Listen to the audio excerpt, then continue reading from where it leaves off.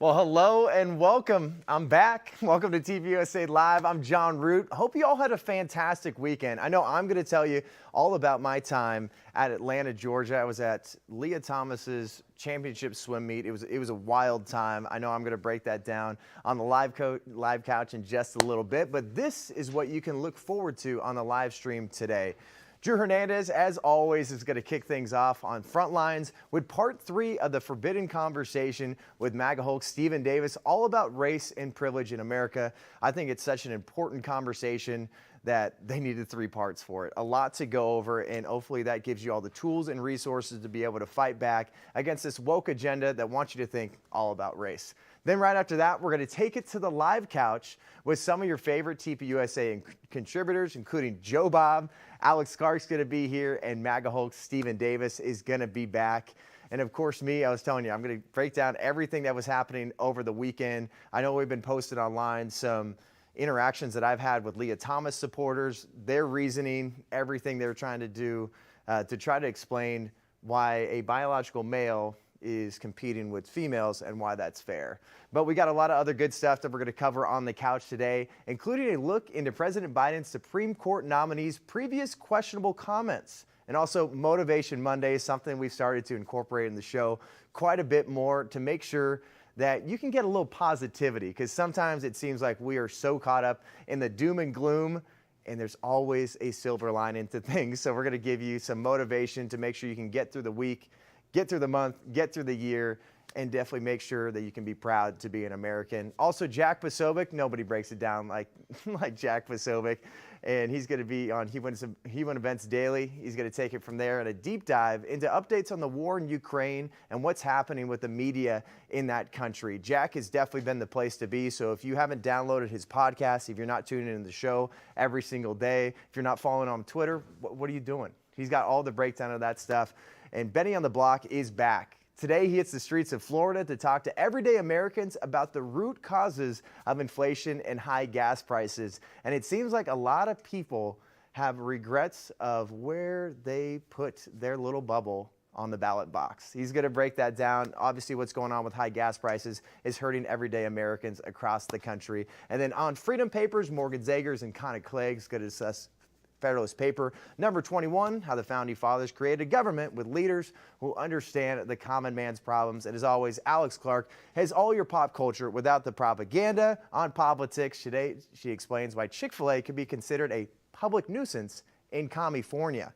But you know what we got coming up next? Frontlines with Drew Hernandez. Bold journalist. But Drew Hernandez is a strong-minded individual. Exposing lawlessness. Drew Hernandez, who is ideological. Finding the truth. And use the word Antifa. This is what they do. Battling They're mainstream. liars. The woke mob, all they can do is lie. These are the front lines.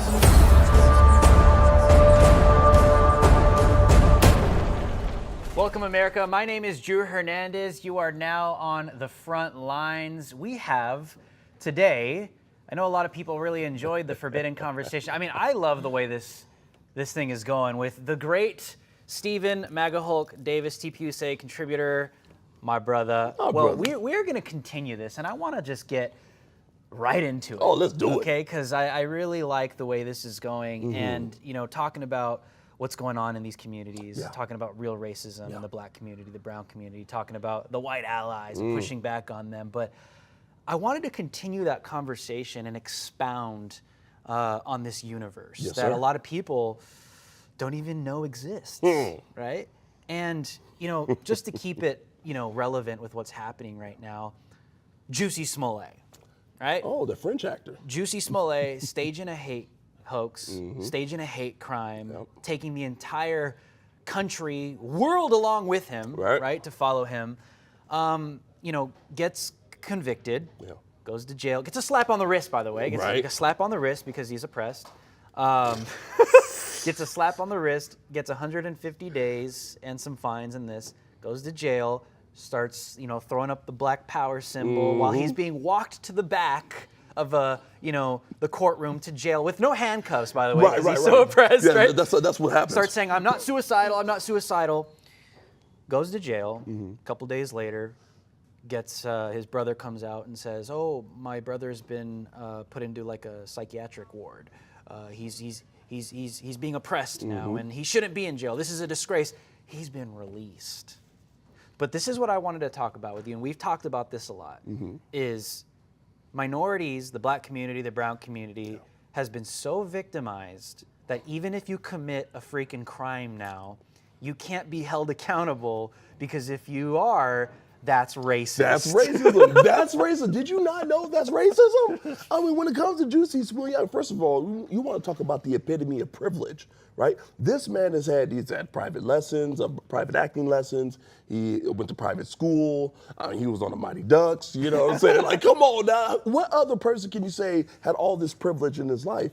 And you look at him, and yet and still, as with all the privilege this man has, he still claims victimhood because he understands that there is currency when it comes to victimhood. So he's going to claim it till the day is long, and since he's the right skin color, and since he's the right sexual orientation, now he can definitely claim and be put atop this intersectional scale, right? The oppression Olympics, and he's now released. And I'm just thinking, like, when has this ever happened where a person, a black person says, you know what, I want to appeal this, and someone on his behalf says, oh, he's not eating, he's just drinking ice water. And, oh, okay, let's just release him. Let's release him pending his appeal and all that. This is unbelievable, but remember, systemic racism. Yes. How is this systemic racism when people can benefit from this system, and they're claiming systemic racism? Is it systemic racism against the people it purports to be, or is it against other people? Because it's definitely not against blacks. Blacks are being let free. Just, prison reform and all this type of thing. You know, people are allowed to get on bail earlier and with less money, and are able to walk the streets and hurt and harm again. So how is this systemic racism? Explain this to me, somebody.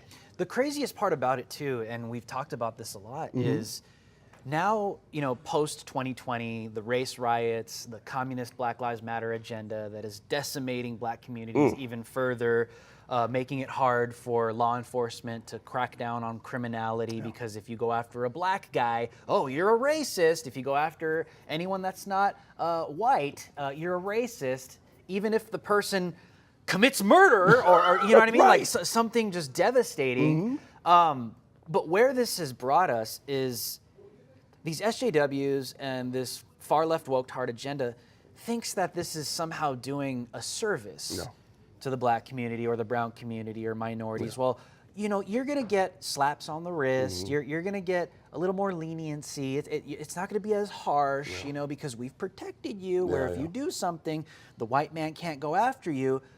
This makes it worse for us because in our own communities, we're already dealing with black on black crime, brown on brown crime. Come on. We're already dealing with that, but now when there's no accountability, how do we as brown and black people get justice when we need it, when black and brown people commit crimes against each other? You see what I'm saying? How about that? So now that we don't have accountability and you just get a slap on the wrist, we all lose. Absolutely. I mean, you look at time and time again with situation after situation. You know what? Before that, how about this? It's like a child, right? It's like a child growing up in a home. Say you have a home and your mother, father, and 7 children, right? And you have one child that just acts up, right? And every time this child acts up, you don't punish them. And every time they act up, and everyone knows within the house that this child can do whatever he wants to do, and he will get nothing more than a slap on the wrist. That child will grow up to be entitled. And hate you. And, oh, you better believe it, because discipline is needed and necessary for the healthy development of a person, right? That's what we show. That's why when it comes to upbringing, one thing that we instill in our children is discipline, right? The Bible itself says, spare the rod and you'll spoil the child, right? So we have a society, a bunch of spoiled individuals who are running around thinking that they can't be prosecuted. Nothing bad should be able to happen to them as they terrorize their own daggone communities, as they go and shoot up the block and then cry racism if they get caught. Are you freaking kidding me? So you're creating a generation of entitled individuals, spoiled brats, so to speak, and they're really doing a number on our communities, especially when it comes to black and brown. We see that happen on a consistent basis. You see situations where these criminals will pull out a gun and shoot at the cop. Right? They get stopped by the cop. The cop says, hey, license, registration, or whatever have you. The criminal, the black individual, will pull out his gun, shoot at the cop. He takes cover, comes back, shoots back. The cop shoots back, kills the suspect, right? Who was just trying to kill him. And then you have BLM, you have all these different forces coming together saying that was racism. He targeted him. Are you freaking kidding me? Look at the details. The devil's in the details. Just look at the details. Look at the facts. When it came to Rayshard Brooks, this man was passed out drunk in the driveway, in the drive-thru. That was Atlanta, right? That was Atlanta, yes. Now I'm sure you were probably covering that one. I remember all that, You know? And It was a Wendy's, right? Yes, it was. My boy had a Wendy's. He was at a Wendy's drive-thru, passed out drunk in the drive-thru of that. The police were called. They come to the scene, they check out this guy, they perform a sobriety test, he fails miserably. They go to effectuate an arrest. Why? Because you broke the law, right? Instead of like a responsible human being saying, you know what, okay, you're right, I broke the law, I did wrong, I'm expecting the punishment, here's my punishment, I'm about to go to jail. Instead of that, there's no self-accountability, responsibility, there's no personal agency. What does he do? He fights the cops, he goes after the taser first, or he tries to go after the gun, gets the taser, fires the taser at him, keeps running, and goes back to fire again, or try to fire again, and he's shot. Yeah. You know what I'm saying? And people are, oh my goodness, this is terrible. This is a terrible situation. Well, in the state of Georgia, this type of action will provoke some type of response, and it's allowed as a police officer because the taser is considered a firearm. Yeah, because black or not, a guy that's reaching for a police officer's handgun or their taser and try and get away and then shoot the police officer with a taser is definitely not going to be a threat to the community. No. He's just going to walk away and just be a fine citizen. Of course. And you look at the criminality, it's like, goodness gracious, he got exactly what he deserved. If you perpetuate type of violence when it comes to people, especially when it comes to police, and you receive violence in return, that's a just response. But they don't want justice. They want social justice, which is completely different from what actual justice is. And that's why we're going down the daggone wrong path. You better believe it. And it's just crazy because it doesn't do us any good. If we don't have accountability, then we will not have a society. We will not be stable. There will be no justice. We're talking about justice, right? What about black people that want justice from other black criminals, thieves, murderers, as if that doesn't exist? I mean, what about brown people, minorities? This is what they leave out. They don't want to talk about this stuff because as if, that doesn't happen. But if you make it easy for a black person or a brown person to just get a slap on the wrist, what happens when this crime starts targeting, inverting within themselves? They're just going to get a slap on the wrist. And the ones that get hurt the most are these innocent people in these communities. You got it. It happened when remember with, I think it was Ma'Khia Bryant. Ma'Khia Bryant. Yeah. Yeah. And the young lady was about to, she had her hand cocked Gonna back. stab her in the throat. Are you kidding me right now? Is that this not huge black girl, right, about to literally slash the throat of another black person, and the police officer intervened, shot her dead, rightly so, right? Saved this young black woman's life. Saved her life. No. That is not allowed when it comes to the black community, apparently, because LeBron James jumped on there on Twitter and said, "Your next hashtag accountability." He saved a life. So you're telling the police, don't try to save our lives. Stay out of quote unquote black affairs. And as we continue to kill ourselves in record rates, as we continue to bludgeon each other and murder each other and do home invasions and all this type of nefarious thing. I saw a report the other day, a couple weeks ago, of these black individuals accosting students on their way to school. Are you serious right now? So it's like, we can't prosecute this because they're black? What are you doing to the black community? And as a matter of fact, what is the black community doing to themselves? And that Ma'Khia Bryant case was just the reaction from the black community was insanity. Not just LeBron James, but you saw it on Twitter, Black Lives Matter. They tried to pounce on it immediately, exploit another black person dying, even though it was a black person trying to kill another black person. the white cop was still the villain. You see, but we've talked about this before. It's like this emotional manipulation, right? Where even we've seen stories. You mentioned this the other day, the story you were mentioning, where a black dude tries to shoot at a cop and get away with it, right? I forgot where that was, but you were mentioning it the other day, where black people were there and they witnessed it, but they were still lying about it. Yes. Because they can't accept the narrative of one of ourselves doing something bad to one of ourselves, or doing bad to our own person, right? And like you said, there's a situation where, this kid was running from a cop and he puts the gun in his own mouth, pulls the trigger, kills himself, and people were there, they were around, they saw what happened. So when the police come up to the situation and they, finally catch up to him and he's dead laying on the floor, everyone's saying, "Look, you killed him, bro. Why would you die, bro?" That one, Are you kidding me? Crazy, You dude. see, you can't accept responsibility, not even when it comes to a situation where you know the truth. You know the truth. There's a situation, with the whole stop Asian hate and all that type of thing. Black people are accosting Asians, and you had this white professor come up there and say, "Well, this is just nothing but it's the white people's fault. It's systemic racism that made these black people act in the way they did." Are you kidding me? It's our fault. We are doing wrong to ourselves. We're doing wrong to others. How about we hold our feet to the fire so we can do better? We need to do better. And the only way we're going to do better is if you hold our feet to the fire and say, "Hey, you're guilty. You need to do something. You need to pay the piper. You need to pay your pittance and do better, become better." And other people are going to see that, I don't want to do wrong. I don't want to do bad because I don't want that to be me. Okay, so I'm going to do better for myself. That's what we need to speak to when it comes to the black community. That's how we empower ourselves, not through calling each other victims and Slaps on the wrist. You know what I'm saying? That's not going to help. It's not going to help anybody because it's not going to better us, A, and B, it's not going to protect us. No, it's not.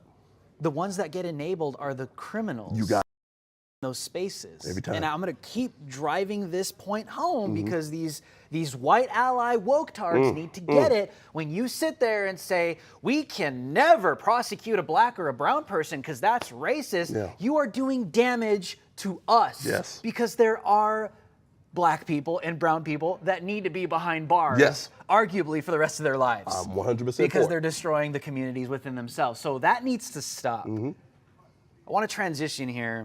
Speaking of Black Lives Matter, we've talked about this.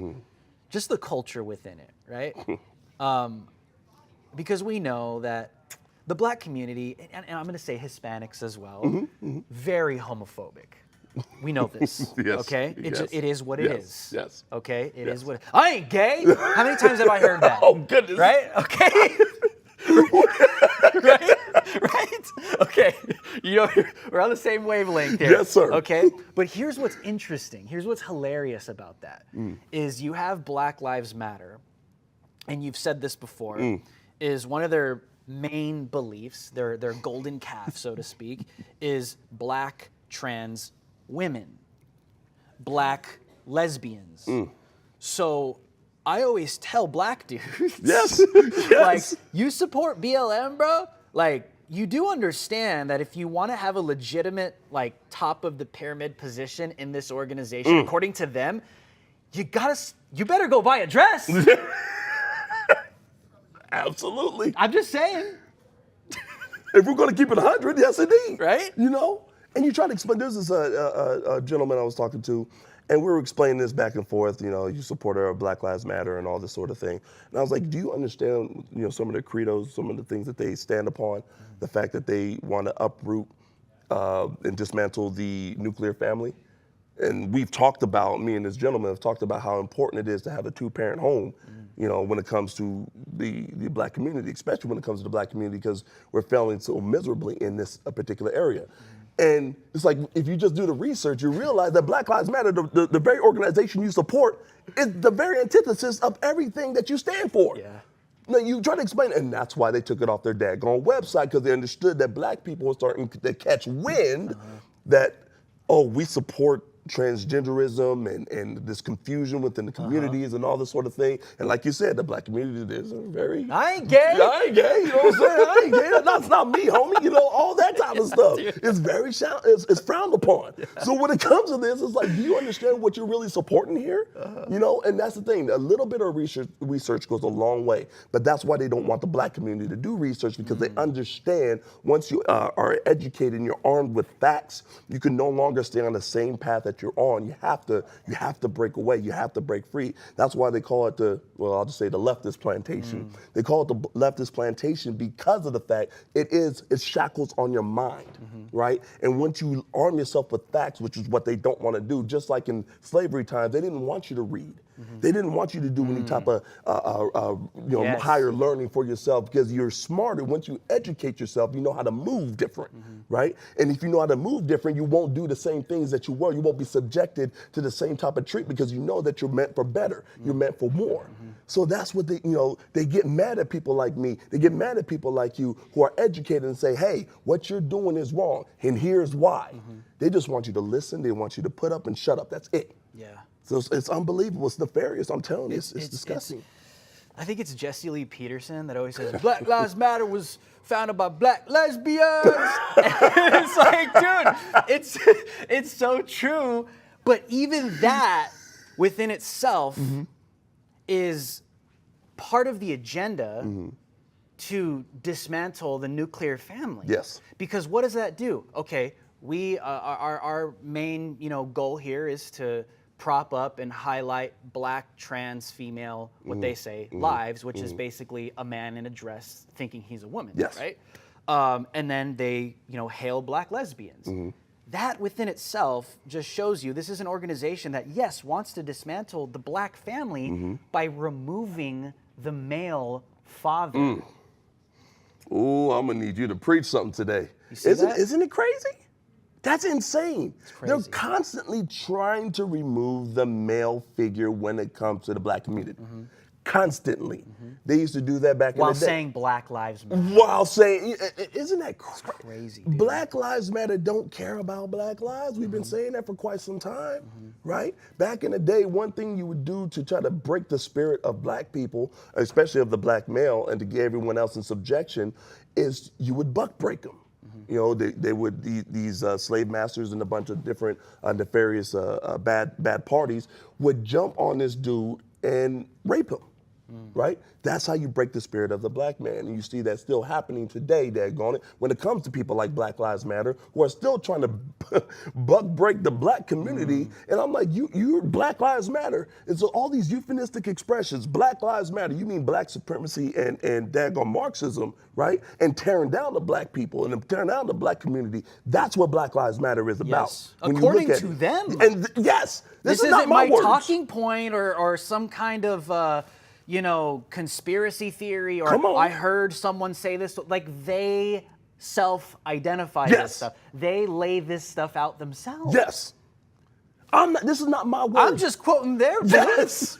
I'm just saying what it is that they're saying. I'm just repeating it to them. And that's the thing, again, when it comes to education, when you just educate these minds and arm them with facts, you understand that as being a member of this group, this supposed group that stands up for social justice, you understand that this type of thing is very detrimental to the very people that you're saying that you stand for. Goodness, daggone gracious. And these black leftists, my prayer is that, they see this too, just like you and I have both seen it, because that's what it takes to open up your eyes. But here's part of the problem that we've talked about too is, just like in the MAGA movement, right? It's very easy on the right to just grift your way in. It is. And if someone wants to just throw on a MAGA hat or a MAGA shirt and just not even really care or believe any of this stuff, just automatically jump in, make one cool little video, and just get propped up by everybody on the right. It's so easy to grift that way, right? But people need to understand, and I'm speaking to leftists right now. Come on. The same thing happens over there too. Race grifters, race hustlers, people like Juicy Smollett that know that they could restart their entire career Yes.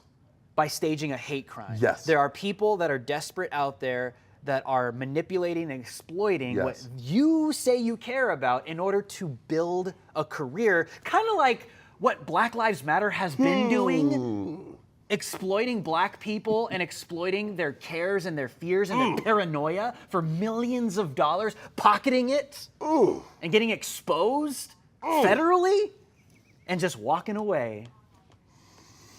It's unbelievable. This is something we talked about. About an alternate universe. Yes. Right? In which, Stephen Davis, AKA MAGA Hulk, is no longer a person fighting for the right, but he's a person fighting for the left, because that would be so daggone easy for me to do. To go Yes. with the flow and parrot their daggone narratives. Easy. Do you know how easy it would be for you to jump in and go to some of these MAGA rallies and try to find a fringe white supremacist type of people and infiltrate them as Drew Hernandez, the left wing in the alternate universe? Yeah. Do you know how big your national profile would be? If there were like multiverse, alternate universe versions of us, we would be far beyond right now. Come on. Like, that's just the truth, because it's easier to do it on the far left, because none of them think. No. They're all emotionally Thank you. manipulated.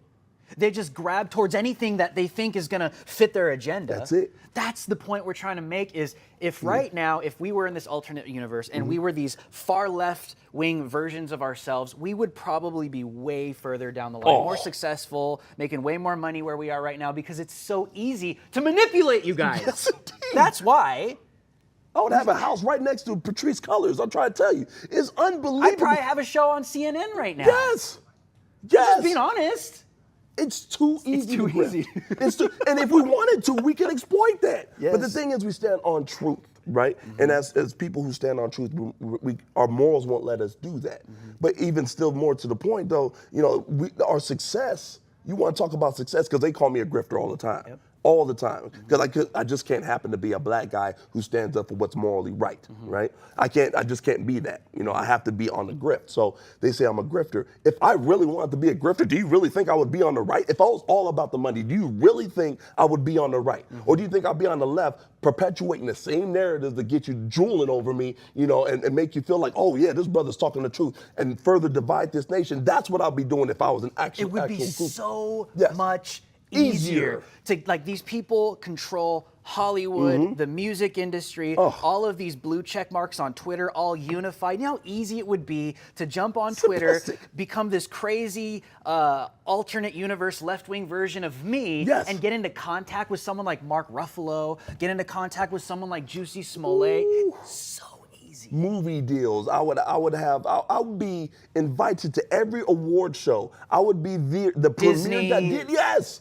All of that. I would launch an acting career. I would have speaking gigs. I would be like Angela Davis, going out there charging at least $10,000 per speaking gig to promote left-wing filth, to say that other black people are systemically oppressed and all that. I can make so much money if I wanted to grift.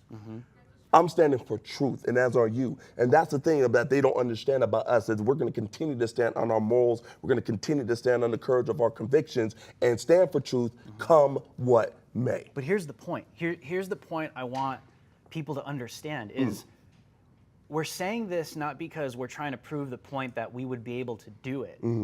We're saying this because it's being done to you. There are people on the far left that know everything we just said. Yet they are evil. Yes. And they go forward. Yes. And they do it because they know that they can, because you're an idiot. That's what we're trying to explain right now, is like, yes, if there were these alternate, universe versions of ourselves, how we could do that so easily.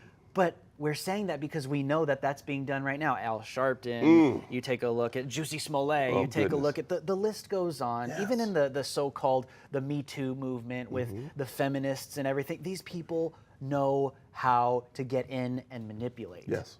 These so-called activists, people that pocket the money.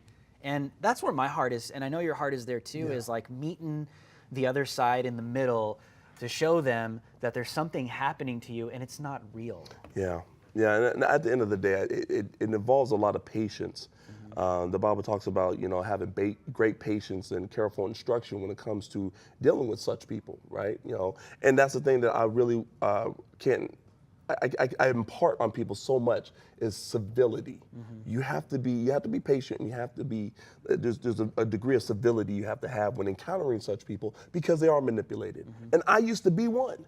I used to be one. So I completely understand what it is to follow a set of narratives that center all around feeling, right?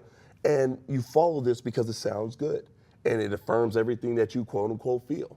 But we all understand that feelings can be misleading, and a lot of times it is. So when you bring the facts to the forefront, it's like a vampire being exposed to the sun. They burn up. This fire, it hurts because you're being presented with facts, some alternative narrative that you've never considered. So it's up to us to be patient with such people, and to tell them, look, you are being manipulated when it comes to these race hustlers, when it comes to Ibram X. Kendis and Angela Davis and the Al Sharptons. They are manipulating you because they understand that you're an emotional person. Candace Owens always says this when it comes to the Black community: we're an emotional people. We're an emotional people, so we respond like a knee-jerk reaction to certain things, certain notions like racism. And we have to talk to these people and get them to understand there's more to life than your racist notions. There's more to life than your skin, right? You're putting your skin as your God, especially to a lot of these Black Christians, these Black liberal Christians. Do you understand that one of the first commandments is thou shalt not have any other gods before me, but yet and still your skin color is your daggone God. That is unbelievable. So you've got to explain it to them. That's what it all amounts to. And I want to end here with you guys. Is we've been talking about this a lot as well. Is I know some of this stuff can sound very combative, and it's not that I'm very passionate and very loud and very disrespectful sometimes because I want to defeat you. It's not that I want to beat you. I'm here to unlock your mind. And I'm here to show you that you're being lied to. I'm here to present to you an alternate way that could possibly be what the truth is against what you might think is the truth right now. I'm not here to defeat you. I'm not here to berate you. I'm here to not tell you how to think. I'm not here to tell you what to think. I'm here to tell you to think. Because these people don't want you to do that. We just got done talking about that. It's like slavery repackaged. It's just a psychological plantation that these people don't want you to wake up from.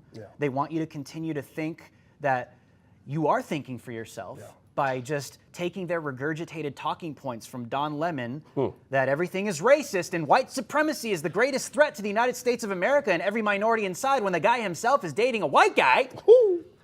That's why I'm here.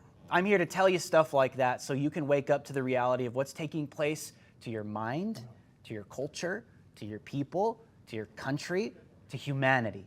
Wake up. It's a lie. Stephen Davis, love you, man. Always a pleasure. We are going to continue this. These have been the Front Lines. My name is Drew Hernandez. I will see you guys next time. These are the front lines. President Joe Biden would rather blame meat producers for inflation instead of his own poor economic performance. We need to put our money where our patriotism is now more than ever. You can do that, plus get American meat delivered with Good Ranchers. They ship steakhouse quality beef, chicken, and seafood right to your door for half the price of competitors. They only sell beef born, raised, and harvested here in America. Skip the store full of foreign products and buy your meat from Americans. Plus, when you buy Good Ranchers, you support TPUSA and everything we do. You will be donating $50 to us through Good Ranchers. You can partner with them and us by ordering a box of steakhouse quality meat. It's easy and simple, but the impact is huge. Donate $50 to TPUSA by visiting goodranchers.com/TPUSA and buy your box of American meat today.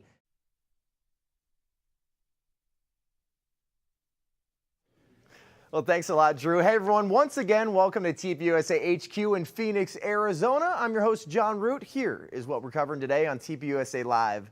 First, congrats on making it through President Biden's winter of death. What an accomplishment. We have that and more in the Daily Briefing.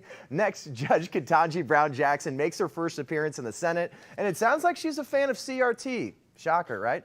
Then Alex Clark and the Couch will break down the latest in Hollywood politics and how that's affecting the content that you and I consume. Finally, the CDC comes out with accidental numbers saying that the inflated COVID numbers were a coding error. Sure.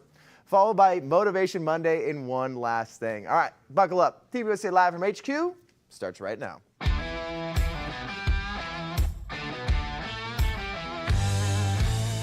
Authentic, unfiltered, grassroots content and conversation every weekday.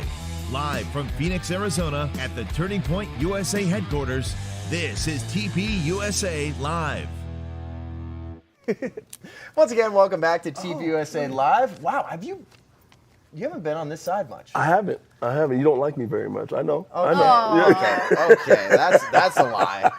Like I've been gone for a few days, and that's how I greet welcome you. back. Yes. All right, we got welcome back. MAGA Hulk Stephen Davis. I guess it's great to see you. Alex Clark, you're rocking like the Hoosiers shorts. Over here. I like Thank it. you. March Madness. It is kind of like Indiana University, but I was thinking more, because see, I have this God Bless USA with a little flag. I was thinking it was kind of patriotic, but also if you're a Hoosier, then yeah, I'm like very Indiana today, which I'm born and raised in Indiana, so. I always forget that. Yeah. I love it. That's right. Doing it for Indiana. Jobob, how you doing? I'm doing great. I did, in case anyone was wondering, let Alex borrow my shorts for today. Thank you. Very nice of you. Listen, Joe Bob's Poshmark closet is fire. 100%. Please tell Everything me you don't have one of those. extra small, but such is my size. Yeah. Well, some people say skies out, thighs out. Sun's out. Oh, yeah, that sky's out, thighs out is better. But once again, everybody, congratulations for making it through the winter of death. Because according to President Biden, We did it. we did it, Joe. We made it through. We did it, Joe. And I know Dave Rubin tweeted this out too. So happy first day of making it through that winter of death. If you want to know what that video is all about, look at this. For unvaccinated, we are looking at a winter of severe illness and death for unvaccinated. For themselves, their families, and the hospitals they'll soon overwhelm. Where are the fact checkers, Joe Bob? Yes. Can I read what the WhiteHouse.gov said at the time? I would love for you to do that. For the unvaccinated, you're looking at a winter of severe illness and death for yourselves, your families, and the hospital. That's what he just said. Never mind. I thought it was different. But yeah, no. Very intense. It's just That I double down on that. the government of the United States put that out and thought, this is fine. Yeah. And somebody clicked send. Because they want us to live in fear, terrified. That's it. Yeah. Yeah. They want us ensconced in fear. And they've been doing that on a consistent basis. When it goes. It's a good word. No, I like it. Sorry, I threw off your groove. The vernacular on this guy. Thank Holy you, thank smoke. Yeah, but we saw that happen on a consistent basis throughout. Even his campaign, he constantly promoted this idea that it's going to be bad, it's going to be really bad, it's going to get worse, it's going to get really worse, it's going to get terrible. Oh my God, everyone's going to die.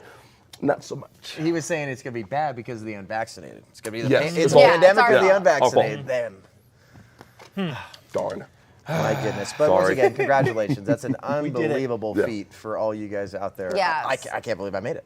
You did. Me neither. I thought the White Walkers were to come and get me and everything. It's like, Remember the time that I got kicked out of a New York City bar because I was unvaccinated and I was putting the entire company at risk, and how dare I? And I was literally escorted out and said I was banned for life. And then 5 days later, they announced that they weren't going to be checking vaccination anymore. Oh boy. That's like what happened to me in Hawaii. We the Really? weekend that we left Hawaii, they're like, all right, all of this stuff is over now. And they stopped checking any cars. They stopped checking tests that I totally had and were 100% real. Definitely. Clearly. it's like, because I'm going to Hawaii next month, and I'm not going to have to deal with any of that. Oh, if so, you need- so thank you so much for. jealous. If you need totally 100% real tests, let me know. Also, I can actually fit in a suitcase. We did it before. What? It's true. So if you have a little extra room, you can bring me to Hawaii. I am so small, and I can roll up like a little teeny ball. Can we and try this? I do. Yes. We've done it before. I can fit in a suitcase. Really? Yes. Is there video? Yes, there is. I will have to show you guys Okay. later off the That air. This is very fantastic. I know. All right, I'm going to tell my friends you're coming to the wedding too. Thank you. Why is this just over 50 pounds? I'll pay any extra. Don't worry about What do it. you mean? It's just like a couple extra pounds. It's just my pretzels, my snacks. But like we're talking about here, it's just like it's the pandemic of the unvaccinated. It's not truthful. That this is going to be a winter of death. That's not truthful at all. And when people share the truth, for some reason, Twitter doesn't like that. So the Babylon Bee tweeted this out and said that they were suspended for calling a man a man. So they had that tweet that said the Babylon Bee's Man of the Year is Rachel Levin, the Assistant Secretary of Health and Human Services, which is a biological man. And it said they were violating our rules against hateful content. And what's interesting about this is obviously Seth Dillon that we've had on the show before, he said truth is not hate speech. And even me being out at Georgia Tech University at the Leah Thomas swim event, there's a lot of people that are just like, if you disagree with us, you're hateful. Right. And they just don't want the truth. But actually, it's interesting because I had a tweet that I sent out this last week that said the Woman of the Year is a man and the best women swimmer is a man. I actually got a message or an email from Twitter that said it'd been flagged for something, but they're gonna allow it. So like, how is my tweet allowed, and then Babylon Bees isn't? That's really weird. That's What's strange. happening here? I mean, it's hard to make heads or tails of what they deem as acceptable and not acceptable, especially when we're just putting out the truth. I mean, that's all it is. It's maybe in a comedic way. It may be, kind of gunning down your different ideologies and notions, but it's still the truth. So why is our truth, not our truth, why is the truth being censored on a consistent basis? Well, not to mention, it's a satire site. Babylon Bee's Right. Twitter bio says fake news you can trust. That's their thing. Yeah. So who's to say that this wasn't just a satire piece? I guess, what I'm just concerned about or curious about is the continuity of how the rules are applied. Right. Which seems to be none. The Babylon Bee is probably on Twitter's radar. Like, they already don't like them. They Tell know me who about they it. are. John's never had anything. He's flagged there before. now. They're like, we'll let him skate on by. This is his first offense. But the Babylon Bee, they want them gone anyway. You know what it was? It was the systematically racist institutions that said Jon Root, straight white male, he's fine. I get away with it all. Thank you. Thanks for having me back. Appreciate you, Twitter. Wow. We're going to wrap up the daily briefing with this. So, according to a little breaking news today, Russian government is exploring options for potential cyber attacks on critical infrastructure in the United States. That should probably terrify you. Check out this video. We've previously warned about the potential for Russia to conduct cyber attacks against the United States, including as a response to the unprecedented economic costs that the U.S. and allies and partners impose in response to Russia's further invasion of Ukraine. Today, we are reiterating those warnings, and we're doing so based on evolving threat intelligence that the Russian government is exploring options for potential cyber attacks on critical infrastructure in the United States. Drive an electric car. Yep. I volunteer with these little girls that are in foster care, and over the weekend we were doing stuff together and we were driving around, and the oldest one asked me, she said, Miss Alex, why don't you drive a Tesla? Why don't you drive an electric car? And I just said, oh, it's just not for me. But I mean, I was thinking in my mind, because the idea of cyber attacks and things like that, how easy would it be for them to shut all of our cars off? None of us can drive. None of our phones work. We can't log on the internet. We can't see what's going on. Like, all of that freaks me out. And maybe that's very conspiracy theorist of me, but that's why I don't drive an electric car. And I also don't have an Alexa in my house, because that freaks me out too. I've said from the beginning, when Alexa first came out, I said I will not get this in my house, because I just know that I'm being listened to, and I won't do it. I mean, they're still listening to me on my phone too, but. And then Alexa never talks back. Yeah. Like, I want to have a full conversation. John's trying to go on a date with Alexa. I mean, I don't know. How's your day been? Just sitting here on the bookshelf. When that lady was talking about, cyber attacks via infrastructure and stuff. I mean, am I right though? Is that could be like all of our electrical grids for things? President Biden freely gave up a lot of elements of our infrastructure. Late last year, I know He came up 16 of the most vulnerable elements of our American infrastructure. This is his quote too. I talked about this proposition that certain critical infrastructure should be off limits to attack, period, by cyber or any other means. I gave them a list, and I don't have it in front of me. I am not mistaken, of 16 entities, 16 defined as critical infrastructure, from the energy sector to our water systems. Great. You lost me like halfway through that paragraph. I know. Explain it to Jobob and I like we're 5. So literally, we're saying things like we have the President of the United States, President of the free world, that we know that we have a connection with places like Russia. We are relying on them for our oil and energy. We don't have energy independence anymore. And then when we freely give these things up, and this is the direct quote from President Biden in June of 2021 about those, like, we don't want to have cyber attacks, so we're going to talk about these entities that need to be protected, but freely giving that up. It's almost like he's talking to China, and he just gave that list. He also gave what I'm talking about right now. Gave that list to Putin, but also when he was talking to China, saying like, please just like don't do anything crazy. Why is it okay? No. It's just like, I remember he's freely giving this up. When President Obama was in office. This was his approach to foreign policy. He was always let's just all have a nice chat. Okay, if I just ask them nicely, maybe everyone will get along. And I don't understand the left's obsession with this, like talking to dictators or crazy people with nukes. Like, let's just ask them nicely, not to nuke us. Like.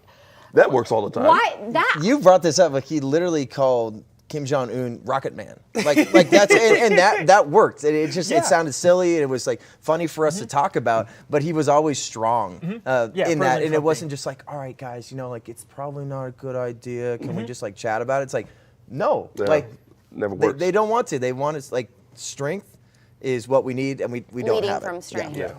I wonder, and this is, I'm actually curious about this, and I know this is not a geopolitical military strategy couch, but at what point does... Definitely not. Jack, where are you? Jack, Definitely take me off that list. But at what point does a cyber attack become an act of war? Because up until now, right, a cyber attack is kind of like, oh, they hacked our credit card information. But what happens if they turn off the power grid to a city that happens to house a hospital? That isn't a missile being sent to the homeland, but it's inflicting just as much destruction. So I guess I don't know. At what point does a cyber attack become an act of war and launch us into military action? But again, I'm just food for thought here. I don't know what the answer is. But what we do know is, like, I know you've talked to Jack about the Great Reset and how like they want everything to be digital. And I think there is like aspect, when I was living in Silicon Valley, I think there was so much like around you that was digital. That's like, why I just and it was think just like it should freak you out. This is why I think all of this stuff is by design and on purpose, telling us, not being energy independent, telling us that we need to drive electric cars. Then now we're having cyber attacks from Russia. Now this war is going to start. Everything to me plays into the idea of the Great Reset. And I don't know, the more that happens, the more I cannot deny that we are in the middle. We are in the middle of the Great Reset, and that it is all happening now, which that I know if you've never heard the term the Great Reset before, it sounds like, what is this hokey pokey BS? It just sounds weird. But it is a real term that was decided by the World Economic Forum. This isn't like a conservative, term that we came up with. Oh, the Great Reset is happening. The QAnon awakening. It is not It is not like that. It is a real thing that the World Economic Forum came up with.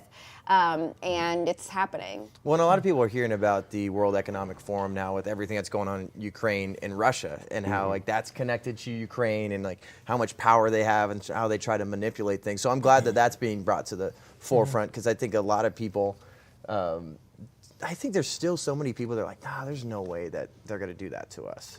And if you're questioning what government can do, or like powerful entities across the world, what they can do, just look at the past 2 years. They had the ability to come together, protect themselves, and at the expense of you. So it's wild stuff. Another wild thing was actually I got to chat with Harrison Butker, the Chiefs kicker.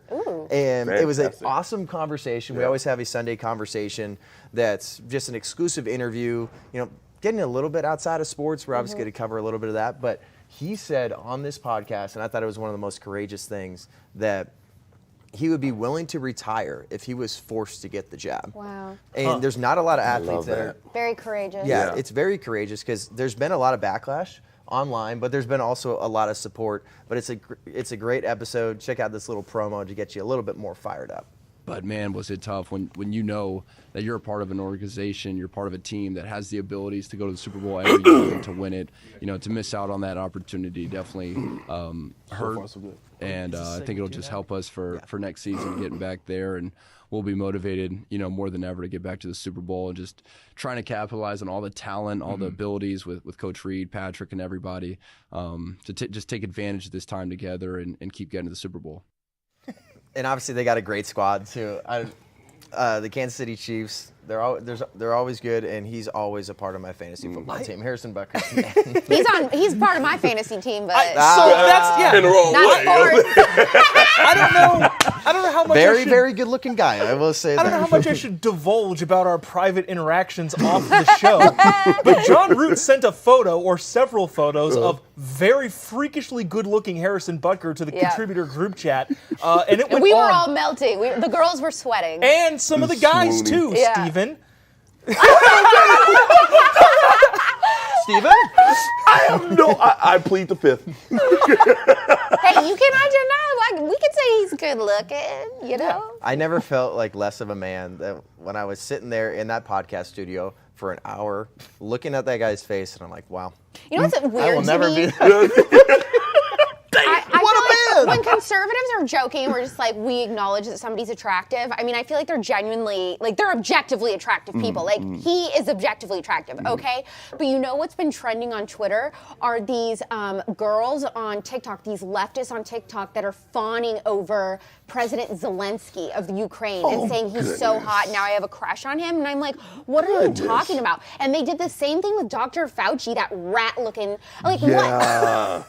And they did it with Cuomo. And Cuomo sexuals. Yes, Cuomo sexuals. And he, like I said before, you know, Andrew Cuomo looked like the asylum keeper on Beauty and the Beast. So none of these guys that they become obsessed with are hot. What is that like? Their show that photo. Like, yes. It's like, what's their fetish? Like, oh, I love when a politician just throws old geezers into a room and kills them all. Right. Like, nothing gets me going like that. That's what it is. It's like, you're sick, people. That's what it is. I don't think I've ever gotten Jobob to kind of be like ooh. You're usually the one getting me to do that. Well, you know, Zelensky is at least not 70 years old, as is most of the politicians here. Yeah. So I guess there's that. But he's not hot. I mean, I don't have a problem saying somebody's attractive whether they're on the left or the right. Like, you know what I mean? Yeah. I'll say, like, I can't stand them as a person, but they're attractive. Yeah. I don't find, he's just, like, very average looking to me, but I digress. Kind of like AOC, who's definitely attractive. Congresswoman AOC. No. She's all right. No. I'm not doing it. We should move on because this is gonna tamp things down. Well, another thing that's out of control is the new Supreme Court nominee. Oh, goodness. Holy it's Judge cow. Kentaji Brown Jackson. She just got grilled at the Senate. Good. And because obviously she has sympathy, and there she is up on the screen there for you, has some sympathy for CRT. And the only reason... And pedophiles. And pedophiles. Well, the only reason That's she was chosen is because she is a female and she's black. And it's like... And you guys know that President Biden didn't spend 5 minutes going over any of her background, nothing. He had somebody else in his cabinet say, hey, this is who we want. Okay. Like, he doesn't do anything. He doesn't know who these people are. He has no idea, you know?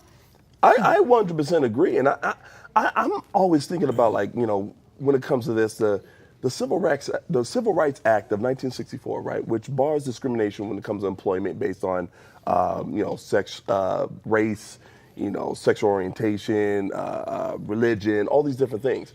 So how is he able to get away with this? How is he able to say, I'm only going to hire based on this particular sex and this particular race? I'm only going to hire that. How is that legally possible? Yeah. That's my question. Also, it's racist, isn't it? It's quite racist. Like It's discrimination. You're just seeing people by the color of their skin and what gender that they say they are, I guess. I mean, from a obviously there's going to be policy points that I would disagree with this new Supreme Court justice on, but in terms of on paper, on a stat sheet, it seemed like she looked fairly comparable and incompetent on paper. Obviously, But they hid what her rulings on things were. But all I'm trying to get at in this particular point is all of that gets pushed aside when the president comes out and says, I'm only going to hire from this subsect of the population, of this small group of the population. All of whatever qualifications she could have had go completely out the window, and now he's effectively screwed the credibility of the first black woman Supreme Court justice, which is sad, honestly, for black women and women in general. Yeah, you're not helping at all. No. You're not helping the situation at all. Not only is it not helping, it's damaging. It is, and it's having, that's exactly what it is. It's having an adverse effect that you're trying to do. You're trying to act like this benevolent guy, but really you're making everything worse, especially when it comes to these people who could be qualified. And that's something we've said, that this person could be qualified, especially when it comes to CRT and this pedophile situation. I'm not seeing it, but say this person was qualified. It doesn't matter anymore because you'll forever be labeled as a diversity hire.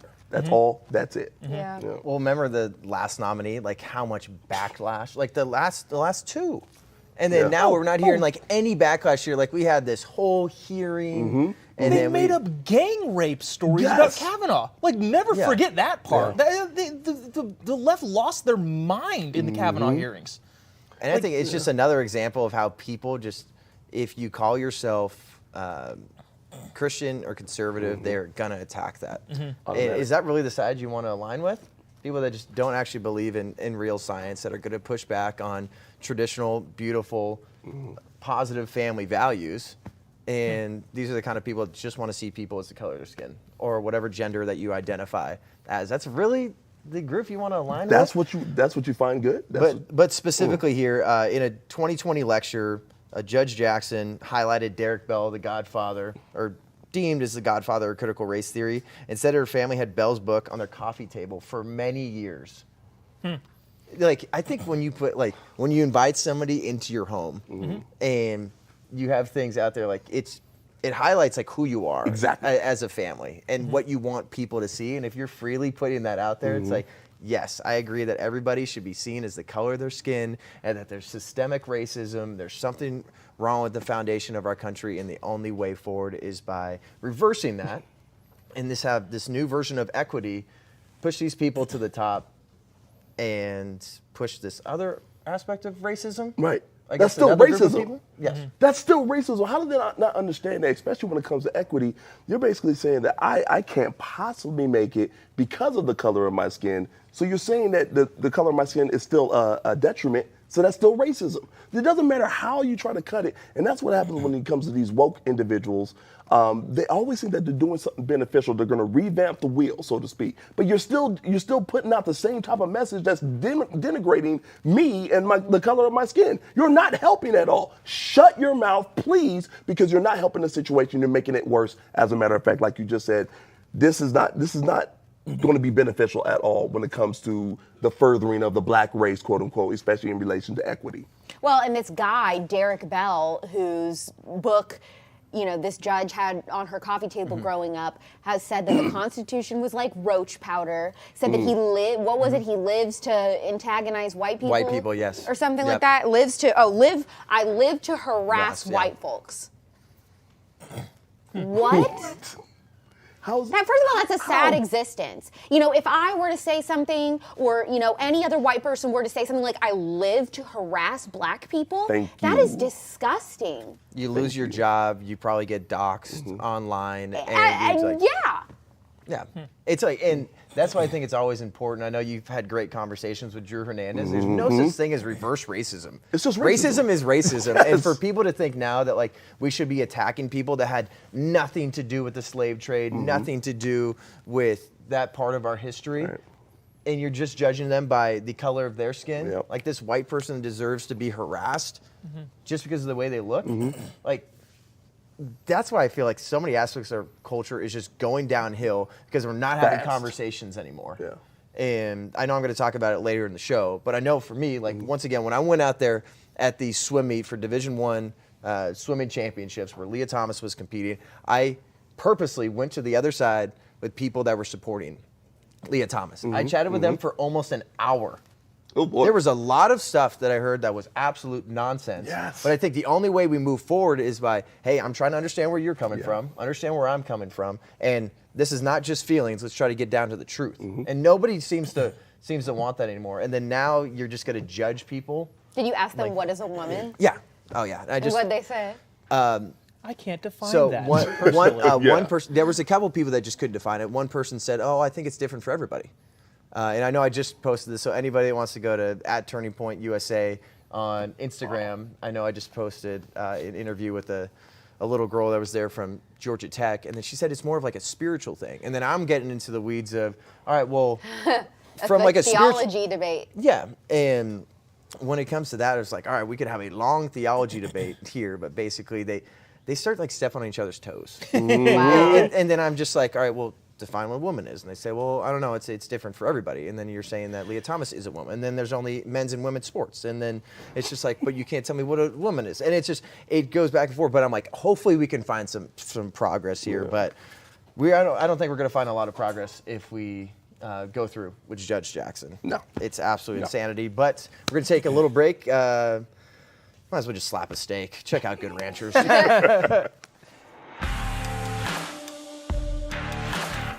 Good Ranchers, straight from the American farm. 100% American meat, 100% of the time. Delivered straight to your door.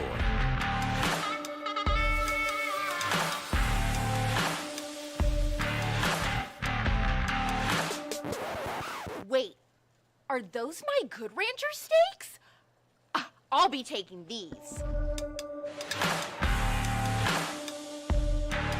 Claim your 10 free bistro fillets with your next order with promo code TPUSA Live at goodranchers.com. Oh, do I start things off here? Oh, cool. What an honor. This is I'm great. passing the baton. Hi, my name is Jon Root, as you can tell by my devilish good looks and boyish charm. I will be identifying as Jobob. Hey, that's a good look. So I saw this story. Actually, one of the TPUSA producers sent it to me for a different project that we're working on last week. But, well, to start this off, I'm curious, how much do you guys trust the CDC? On a scale of 1 to 10, give me a ballpark estimate. 1. 1, interesting. Probably 0. as much as the WHO. So like, maybe like 0. So 0, Yeah, cool. 0. Well, unfortunately, they have given us yet another reason to continue our downward trend of the trust of the CDC. Oh boy. Last week, so the CDC numbers have been all the rage of, well, CNN's had a ticker of COVID deaths, which Yes. I don't know what that's for on their thing. This many people have died from death COVID the counter. entire time, which is, is what it is. But turns out some of those numbers were inflated. Hold on. Who would have thunk it? They're admitting More this? inflation? It's hitting everything. What? Jon Root with the joke of the day. Yes, more inflation, this time in the COVID numbers they're dictated by the CDC. This was from the Daily Caller when they were reporting on the CDC. The Centers for Disease Control and Prevention revised its data. Instead of come out and said, hey, we were just wrong about this. Revised its data this week to reduce pediatric deaths of COVID-19 by 24%. Whoa. Golly. They were 25% off the mark. Alex, when you're 25% off on a number that you think you're going to hit, what happens to you here in the private sector? You're fired. You get fired. So that's the pediatric side. So on the pediatric side, they overestimated. Now, first of all, thank God. Kids mostly aren't affected by this. True. But even the kids that aren't affected by it, that number was even inflated. Wow. Oh, goodness gracious. On Tuesday, the agency also was reporting in its COVID data tracker that it was 1,755 Americans under the age of 18 had died with the virus, not of the virus, with the virus. Now it's reporting 1,341 deaths in that category, readjusting all of its COVID deaths in the age under 18. I'm just curious. That is minuscule. Yeah, minuscule. And also that, they were off by 25 freaking %. That's ridiculous.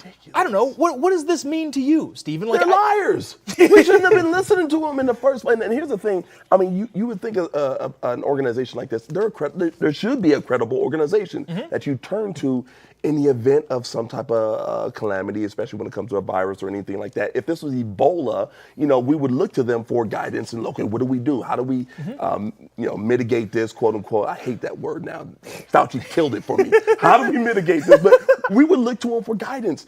The very fact that this right here, I mean, they've been revising numbers for a long time now, especially when it comes to the COVID deaths. And when it comes to these kids, I mean, especially, like you said, in an event of a person who gets 25%, that's a big number. There are firings, there are layoffs, you gotta go. You gotta go. I don't understand how they have any credence at this point. I just really don't get it. I'm baffled. I could just see my wife going to my wife saying, hey, babe, I missed our budget this month by 25%. But it was a coding error. Yeah, coding. Definitely coding. It's not me, babe. Exactly. It's a coding error. Yeah. So they're blaming it on a coding error was the reason for the incorrectly inflated numbers. Now, here's one of two things that I think, and I'm curious what you guys think about this, that could be happening. One, it actually was a mistake. I'm not going to completely wipe that off. Or two, they're now realizing, hey, the polling is showing that nobody likes us. Maybe we should come clean before some investigative journalist does a report on this and calls us all out, and we don't lose our jobs because they work for the government and nobody loses their job for the government. But before we all get reassigned. See, here's my PR strategy. Rent a huge billboard in Times Square, put "We were wrong, love the CDC." Love the CDC. I love it. Love it. And maybe a tiny bit of trust will go up for them. But the thing with this here is, like, they'll admit they're wrong, but is there any sort of consequences for this It was wrong? a coding error. It wasn't a person. It was a code. Not only is there no consequences, there's absolutely zero media coverage. This is the first time I've heard this. Me too. Right? And this was like last week too. And so you know what else is interesting? We've been talking about the pediatric COVID deaths that are up they inflated by 25%. Get this, according to the CDC's weekly, adjustments were made to the COVID data tracker's mortality rate on March 14th, including the removal of 72,277 COVID deaths across the American population. Ooh. So not only did they overestimate the children's death by 25%, they got 70,000 COVID deaths wrong because of a computer error. No, things were going way too well. Look, things were going way too well for President Trump. They had to come up with something. They had to dramatize something. And but also, too, you have on the other side of things, Pfizer said that they weren't going to release their data and findings from the vaccine for decades. Right. And it was like almost like 60 years? Yeah. Something like that. Like Joseph were even going to be alive. 72, I think. 2072. Yeah, wait till these people die, and then this generation that's been so indoctrinated and so lied to. That's when we'll release all this data, and they're not going to know anything better. It's like no one's held accountable, no one's being forthcoming, because that's all we want. And like that's all we're looking for is like just real data, and like tell us why this is safe and effective. Don't just keep pounding those two words in every single speech as a politician. Like, show us how this is safe and effective, and why someone that doesn't wear a mask is killing somebody, or if somebody doesn't get the vaccine, tell us why that's killing this person, or tell us why that it's decreasing hospitalizations. Like, explain this to us, and if there's no one being forthcoming, of course we're not going to trust it. Well, the thing is, too, is we as Americans deserve to be trusting in the institutions that we've developed, right? Obviously, we should be hawkish and always keep an eye out on those institutions, but for the most part, it would be a great advantage to us as American citizens to overall trust our institutions. The problem with stuff like this means that we have no trust for anything, especially at the federal level. So where does that leave us as a culture, ultimately? This is kind of a small blip in this growing distrust towards pretty much anything the federal government puts its hands on. Which, speaking of the federal government and their response to thing, guess who made a reappearance on the TV screen after weeks out of the news? Can you take any guesses? I'm sure it was the I doctor. have no clue at all. Waldo, did we find him? Definitely It where's was, Waldo? in fact, Waldo. Just kidding. It was Dr. Anthony Fauci who made an appearance on George Stephanopoulos' ABC This Week. Did he say he'd been hanging out in President Biden's bunker? Or does he have his own? He had been missing for weeks, which I was very concerned about him. The COVIDian community rallied around each other to express their deepest concerns for their leader, the great Lord Dr. Fauci. But you're actually not gonna believe this. When he was on George Stephanopoulos' show ABC This Week, he was expressing, this is gonna blow your mind, that if COVID numbers were to spike, we would have to reinstitute mass mandates. How don't shocking say. is that? Not at all. You don't say. It's a pandemic that never ends. What do you think the willingness for American people to actually go back to mass mandates, Zero. even if COVID exploded, just hypothetically? It might honestly be good for conservatives for them to bring this back this summer. I'm just saying, nothing important is happening in fall, so, go for it. Let's lock us all down, let's all lose our jobs again, let them burn down our businesses. Let's just see what happens. Let's give them what they want, and then, we'll roll the dice and see what happens later. And then one of our people will come and pick up your ballot for you. But something that's great that you should definitely speak to a lot more than me is YWLS. Yes. Young Women's Leadership Summit. They need to hear the truth like we give you every single day on TPUSA Live from some real great females that are biologically female and definitely trust the science when it comes to that. You should use promo code Alex, by the way, too, for 50% No, off. Poplitics. Poplitics. For 25% off. Or you can use John. It's a pretty good. Are you making a bold statement here, John, about your identity? Well, it was a big weekend for me. And, I thought about a lot of things. And now that I'm back. Now that you met Leah Thomas. Now I met Leah and Isaac Hennig. We can't forget about that trans male that swam topless in the prelims. Oh, my. Or warming up for the finals, excuse me. Whoa. I'm going to go by Joanna Root. I'm going to grow my hair out. Hey. And I will be joining UPenn swim team next year. I'm going to have to say this. You would make a hideous female. Oh, yeah. Yes. Whoever had that, I think it was Isabel. Yeah. Yikes. Wait, what? I don't feel like I think of me as like the upper echelon as like handsome men, but like if I switched over, woof. Yikes. Like Joanna Root is not turning any heads in a good way. Okay, so is it my turn to share my story? Yes. Okay, it's my turn. All right, so before I tell you what my story is that I'm bringing to the table today, what are all of our favorite political shows of all time? Like TV shows that depict politics. So mine is Veep. Veep is number one. It's whatever they say. If it's not Veep, they're wrong. Veep is the best But political what's your favorite person? Veep. Okay, so we have two Veeps. Yeah. I loved House of Cards. Me, Okay. that was mine. that was House of Cards. intense. So House fine of being wrong. Cards. The Wire's really good You're too. wrong. It's It's also an interesting one, yeah. There's what is it? Westworld, West Wing. Parks. West Wing. West Wing. West Wing. That's what I meant. Yeah. Parks and Rec. Oh yeah, Parks and Rec, I guess, is a That's a government political show. show? I do like Yeah. Sure, yeah. That's my number one. I did not know. So there was a poll that surveyed a sample of 1,000 adults from 18 and up all around the United States. And I guess overall, Americans feel like shows that portray politics are actually extremely accurate. No. So Veep is accurate. no, so sorry, I'm stealing actually, your thunder. okay, so actually, they said that West Wing is the most realistic show about politics. They said more so than any other series, more so than Veep, more so than Parks and Rec. Apparently, Americans under 35 are more likely to feel that newer shows like Veep and Parks and Rec are the most realistic. But then for older Americans, they think that Veep is the least realistic. That's so so for our age, dumb. we're like Parks and Rec and Veep, and for them, they think like House of Cards. Okay, I am actually just curious. Like Aaron Sorkin, right? Brilliant writer, wrote West Wing, also wrote Newsroom. Okay. Fantastic writer. His characters in all of their shows are like 10 times quicker and wittier than any person I've ever met in real life. So just by that alone, West Wing is not even close to realistic. Like this whole idea of like everything is so serious all the time.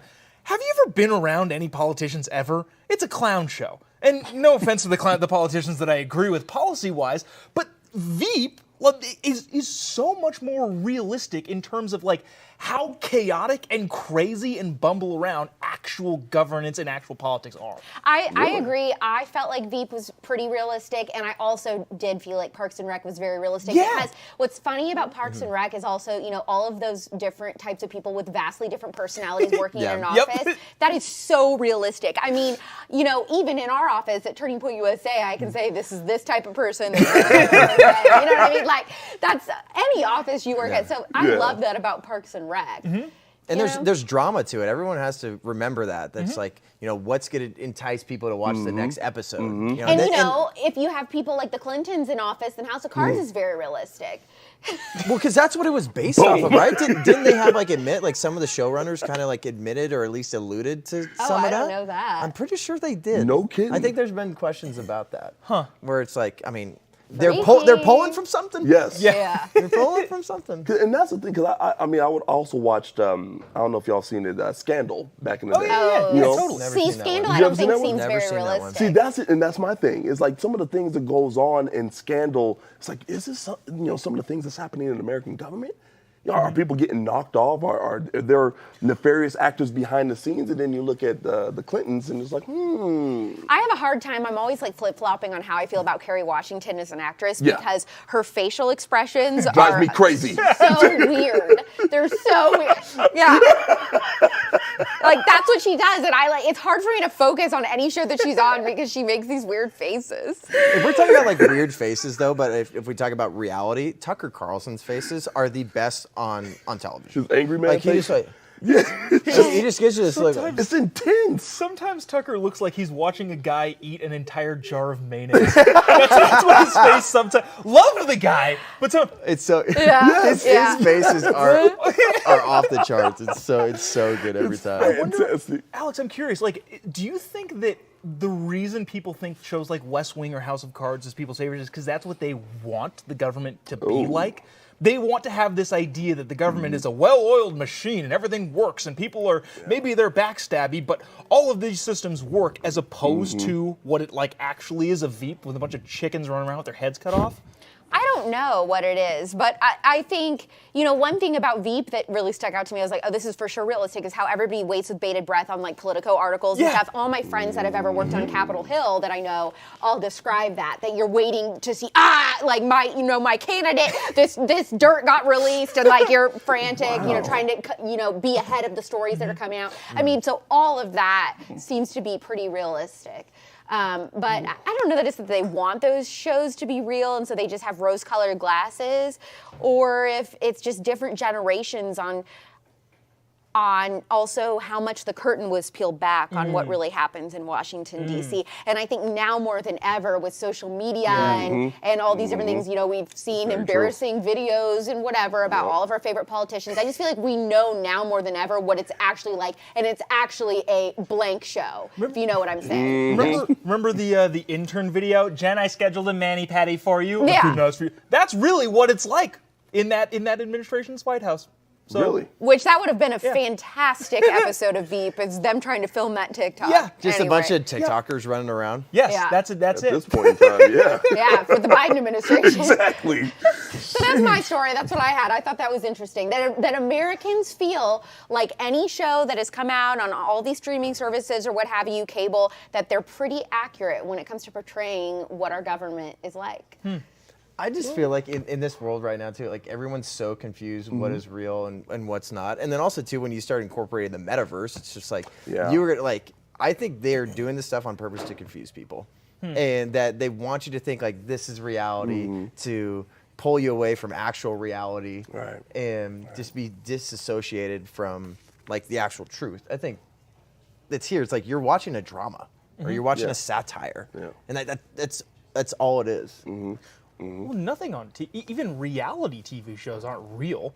Like, like look at The Bachelor or The Bachelorette. So like the fact that anybody believes anything is real and this is how people actually act is, That's weird to me. A lot of people don't have any basis for like when it comes to these political shows. What do they know? What does the average citizen know about politics? According to that poll that we talked about last week, apparently not freaking anything. Unfortunately, yes. So that just goes to show when it comes to this poll that people have no basis, and to them, this is fact.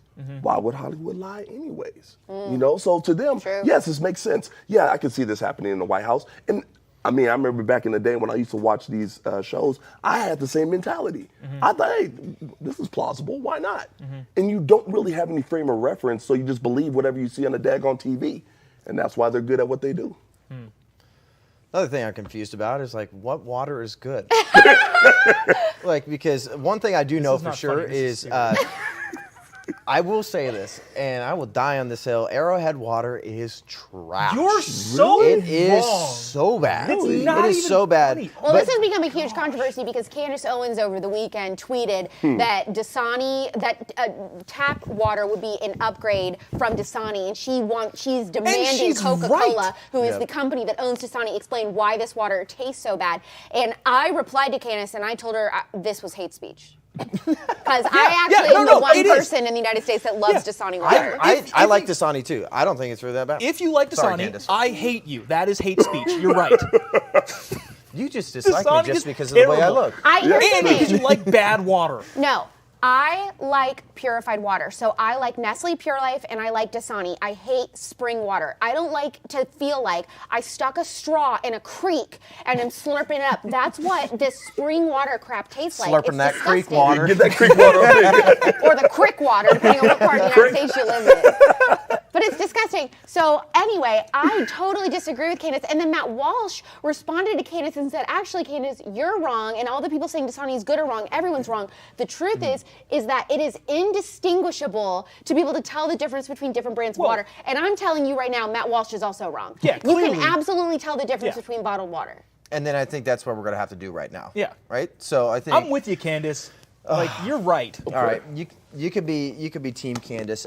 So we got a number 1 and number 2. Number 1 is, remind me what. We don't know. We don't But know what are the number brands 1 that is. we're Yeah, deciding? And what are then the two brands that we're number guessing from? Number 2 is Dasani. One cup is Dasani, the other one is another brand. One, You guys okay, have to got Okay, it. So one is cup Dasani, one's another brand. Got it. So we could have a random brand in here. Okay. So we're gonna. This is. I feel like my palate has been thrown off by whatever. This is in Okay, the so water. let's all go So- around and then we'll guess which one is Dasani, essentially. Oh yeah, One that's or two. essentially what it is. Okay, so Joe Bob, you want to go first? I go first? Well, I guess, Well, right? now I'm scared because I came out so forcefully. One could be pro toilet Candace. water. Yeah, right. Somebody went in there. Oh, this is ASMR. We need to stop. Yes, this is fantastic. Keep going. Someone turn his mic down. Shh, let him think. Yeah, smell it. Yeah, smell it. Yeah, there you go. Oh my gosh, it's like why? Yes, indeed. Blah, that's Dasani. Well, I thought you said Dasani was good. No, Dasani's terrible. I told you I Are agree you going with to tell Candace us Owens. that? No, that's Dis- 100% Dasani. Dasani is worse than I Arrowhead? hope we're not in some sort of like contract negotiation with Dasani to get them to sponsor the Whoops. show. No, I don't think we'd work with Coke. Yeah. Okay, that's number 1. I mean, I can definitely tell number 1 is purified, whatever it is. Okay. It's garbage water. This is definitely spring water. Whatever number 2 is the creek water. Really? Number 1 is, I'm taste going to guess It's number 1 Dasani. Dasani. Yeah, because it's terrible. No, because it's good. It's better.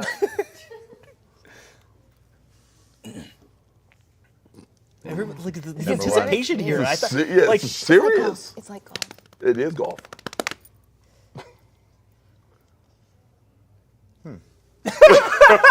we were looking for an answer there, John. That was profound. I'll give you an answer after Steven goes. Okay, Oh, I okay. got you. Okay. I'll go with number 2 Edge first. of your seat. I'll tell you this. I can't stand hearing people chew or swallow.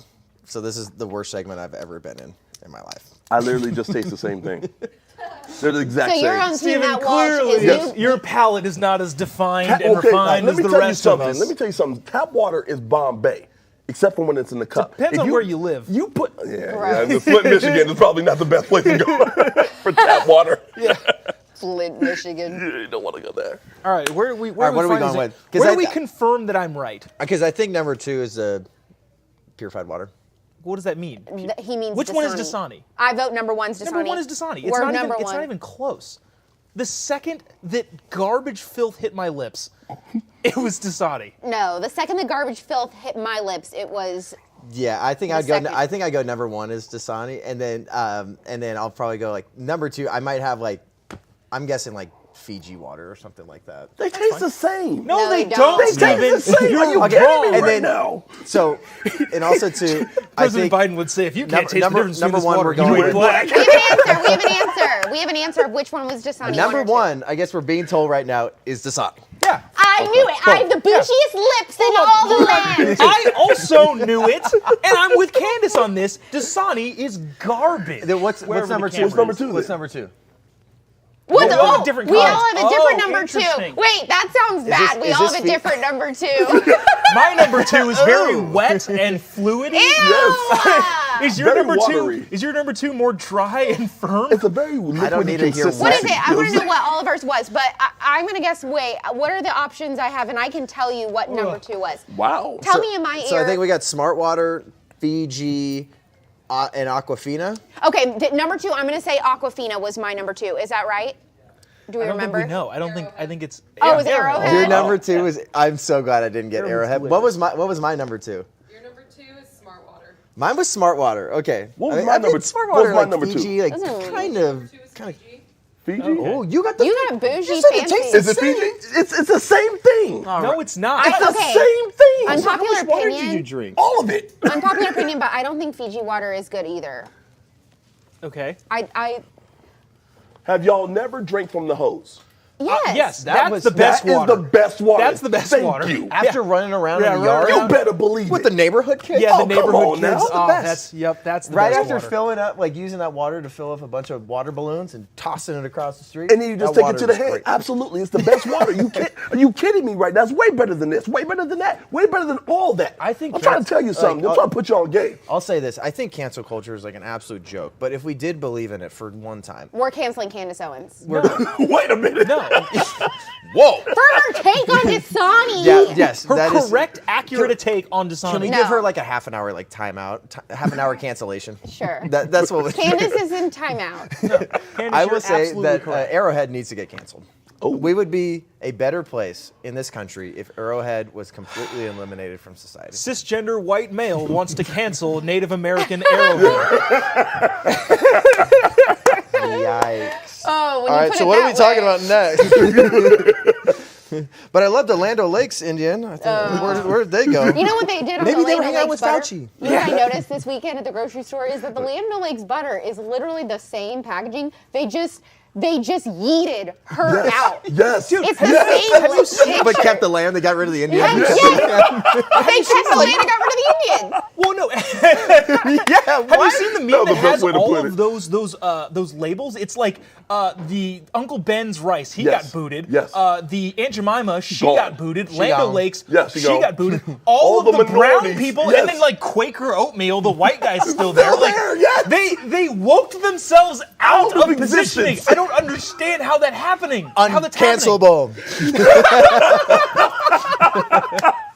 How do you woke yourself off of all of the major labels? The Trix Rabbit is still there and he's white.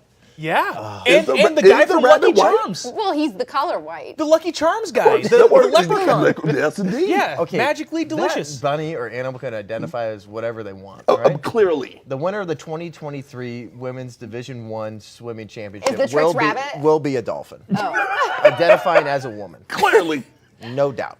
No doubt in my mind. We live in a cloud world. Tony the Tiger is going to come out wearing a little skirt. Oh, goodness. Oh, good. I'm not Non-binary. I'm non-binary. Oh man, something we need more of is Freedom Square. Nice little message for them, and then we'll be back for one last thing. All right, guys, you have signed up, right? You've joined freedomsquare.com. If you haven't, why not? This should have happened a decade ago. How did somebody not think of this earlier? If you're a business owner, we have a business directory to promote your business to patriots across the nation. So if you want to buy American, if you want to sell American, we have a business directory. Whatever it is, go now. Join us in the fight for freedom. Welcome to Freedom Square. All right, we're back for one last thing. Just got a few minutes left in the show, and I'll say my piece a little bit. Motivation Monday, for people that don't know, started this last week. We live in a tough world where so much stuff is, you can't really find a lot of positive. So hopefully this is encouraging to a lot of people. I know I mentioned before that, I was last weekend at Georgia Tech University, and while it was extremely depressing hearing people supporting Leah Thomas that don't agree that there's two genders, they think that gender is just a feeling, and that they're supporting a biological male, erasing women from the sport, from the history books. We have Rachel Levin that's literally taken opportunities from women. It's depressing, but there was also some awesome conversation. So I actually sat down with the Rice swim coach, who has been pretty vocal before, but he hasn't had a long form discussion. And believe me, it took a little bit for me to sit down with Seth Houston from Rice University and say, like, hey, I think people deserve to hear your take, and I think it's unbelievably courageous. So here's a little snippet of that interview. But the topic about this is actually seeing another biological man in the pool. And I would love just like sitting down here. I know when I saw you a little bit earlier, I was like, I'd love to have a conversation about, from your perspective, what this has been like, for your athletes, for the parents, for just being around, because everything's led to the championships here with Leah Thomas. Yeah. I'd say, when I spoke out the first time, most of my frustration was just with the NCAA and kind of the lack of leadership at the time, and kind of let's put this off on governing bodies. And then, governing bodies come up with a pretty, I think, viable solution, and the NCAA kind of said, well, we're not going to, we'll address that after the year. So, I think it's just kind of been, they have kind of protected one athlete at the expense of many, is really how a lot of us here feel. And wrapping up mine, because I know I want to get to you guys for Motivation Monday, is it should be motivational to you because Seth Houston saying this is unbelievably courageous, and he's received a lot of backlash, and there's a lot of stuff like talking about trying to put him into some sort of like diversity training or something like that. He is spot on when he says that the NCAA, who should be held accountable for all this. A lot of people trying to say like the other swimmers, they should have boycotted, or where are the parents of these swimmers? Like the NCAA put them in this position. They allowed Leah Thomas, a biological male, to compete against women. This is on the NCAA, hold them accountable. And when he says that the NCAA was protecting one person at the expense of many, that's the best way to say it. But I know there's also other swimmers that have spoken out. I know Rika Giggery, it was a swimmer from Virginia Tech that was saying, like, I lost my spot to a biological male. Actually tweeted that out. I thought that was fantastic. But how do we know if that tweet is really her, the real girl? It was, yeah. It is? Yeah, it's actually her. Okay. Yeah, it's actually her. And then her Some people on the left were trying to say this isn't the verified, this isn't even the real person. That's how they're trying to... Because they were hoping to silence everybody. Right. And then now that's like somebody actually, like her teammates spoke up and had a great interview. It was the first time I think an athlete had spoken up and said, like, I'm going to stand up for my teammate. And then this girl who missed out on opportunities was actually speaking up. And the final thing I'll say is, like, it's not the time to be silent. This does not end now that the national championships are over. This is an inflection point, and you could either be silent and not help out the cause to save women's sports, or you can just sit back and just be afraid. What do you think this solution is? That there's a transgender, I don't know the term, league or something, plus men and then women, or? No. They just have to compete with their biological gender?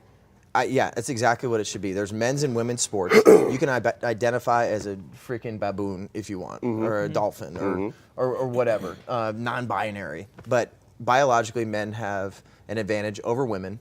And if we start getting into, there should be like a trans category. Like, how many trans people are even in the United States? It's like a fraction of a percentage. And then you now want them to be in some sort of like open division. And also, too, you're perpetuating this lie that people can be any gender they want. Exactly. You're either a man or or a woman. There is very, very small cases where there's just like a chromosomal mishap.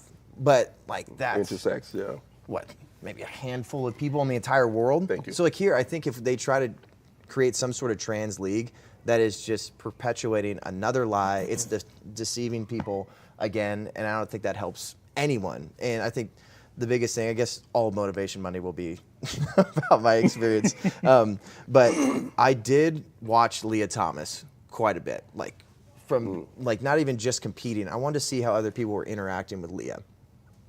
I really didn't see anybody come up to Leah. I didn't really see many interactions with the coach at all. And it's depressing to me because people are lying to not only Leah, but so many people across the country that you can be whoever you want to be, that gender's just a feeling, and it's totally ignoring the science, and it's ruining people. And also telling people, if you want to be another gender, mutilate your body. This is ruining people. If we had a trans league, that would ruin people too. But the motivation is that we have a coach that's willing to stand up. Exactly. That's the motivation, is you have people standing up and they're not afraid to get canceled. Good. At all. But hopefully that inspires you a little bit. We'll see you guys tomorrow.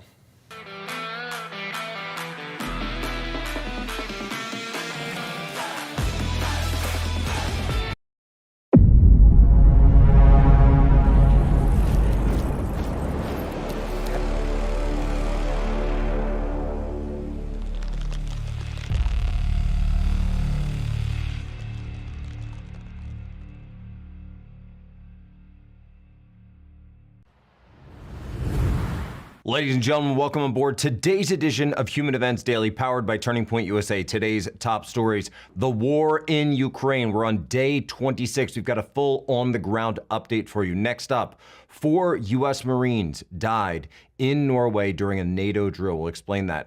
Third, the UK says that COVID deaths may have been overcounted, and Twitter is censoring the article. And then finally, El Huevo's capture, a milestone in the cartel war. We'll dig into it. All this and more ahead, Human Events Daily.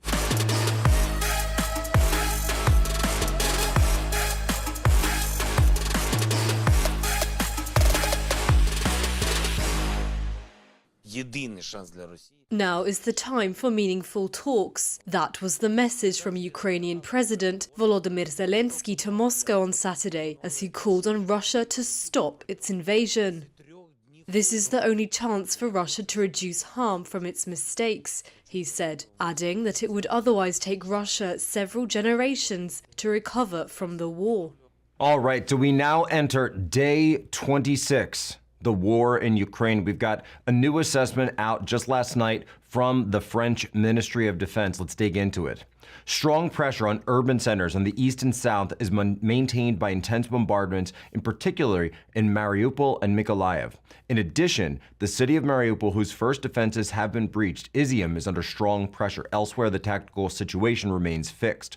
On the northern front, Kyiv, the encirclement maneuver from the west and east of the capital continues. On the eastern front, Kharkov, the Russian forces continue their maneuver to encircle the city in parallel with numerous bombardments, in particular the south in the area of Izium. Remember, that city of Izium, I've explained again and again, is such an important point to this, because that would be the breakout point for those Ukrainian forces that are at risk of envelopment in the east. If Russia is able to take that strategic city of Izium, cut off that highway from north and south, then they will effectively have encircled in what they call the southern cauldron, the Ukrainian forces that are there in the east that have originally been maintained along the line with the Donbass region. Next, Dnipro. Again, Dnipro is just past this to the west on the Dnipro River itself. We're seeing now a probable convergence point of Russian forces in the south and east, which continue to regenerate in preparation for maneuvering into that city of Dnipro itself. Mariupol.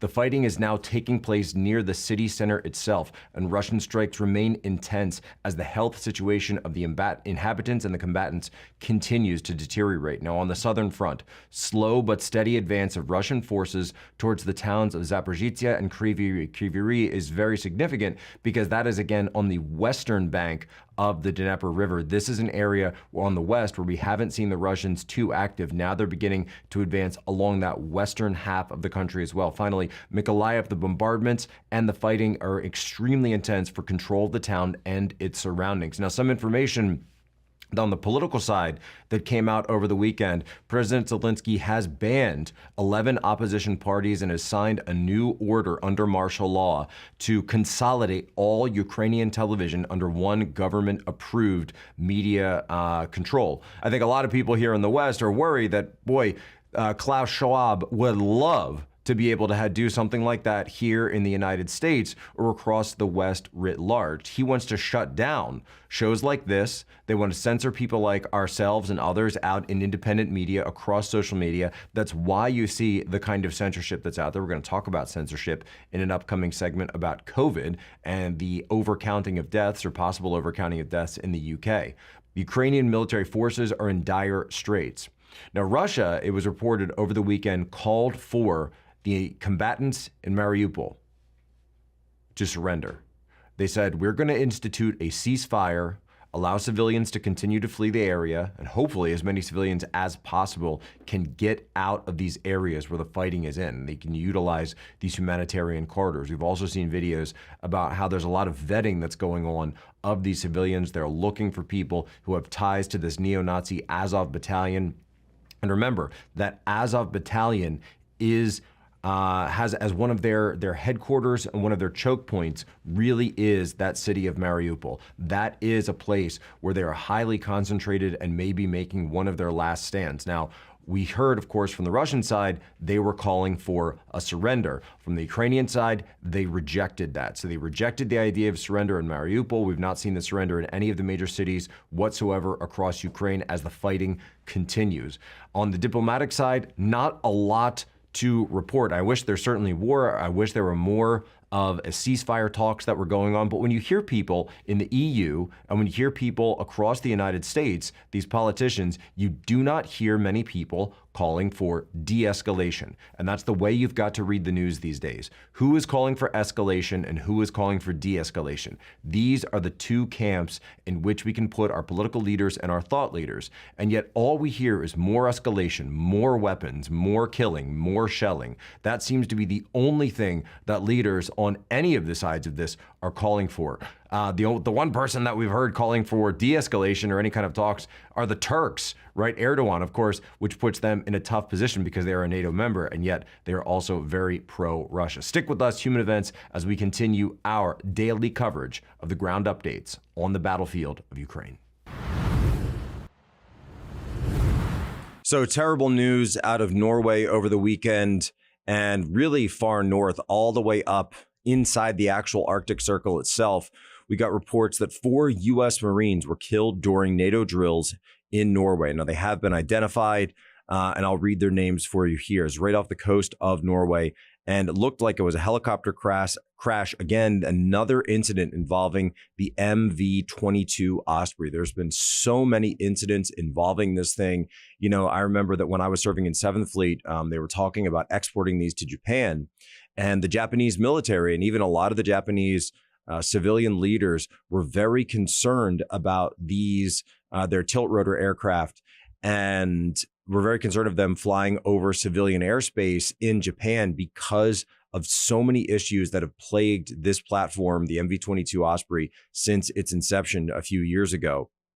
So the 4 Marines who died in this: Corporal Jacob M. Moore of Cattlesburg, Kentucky, Gunnery Sergeant James W. Speedy of Cambridge, Ohio, Captain Matthew Tomekovich of Fort Wayne, Indiana, and Captain Ross Reynolds of Leominster, Massachusetts, ages 24, 30, 27, and 27. 30 years old was the oldest one.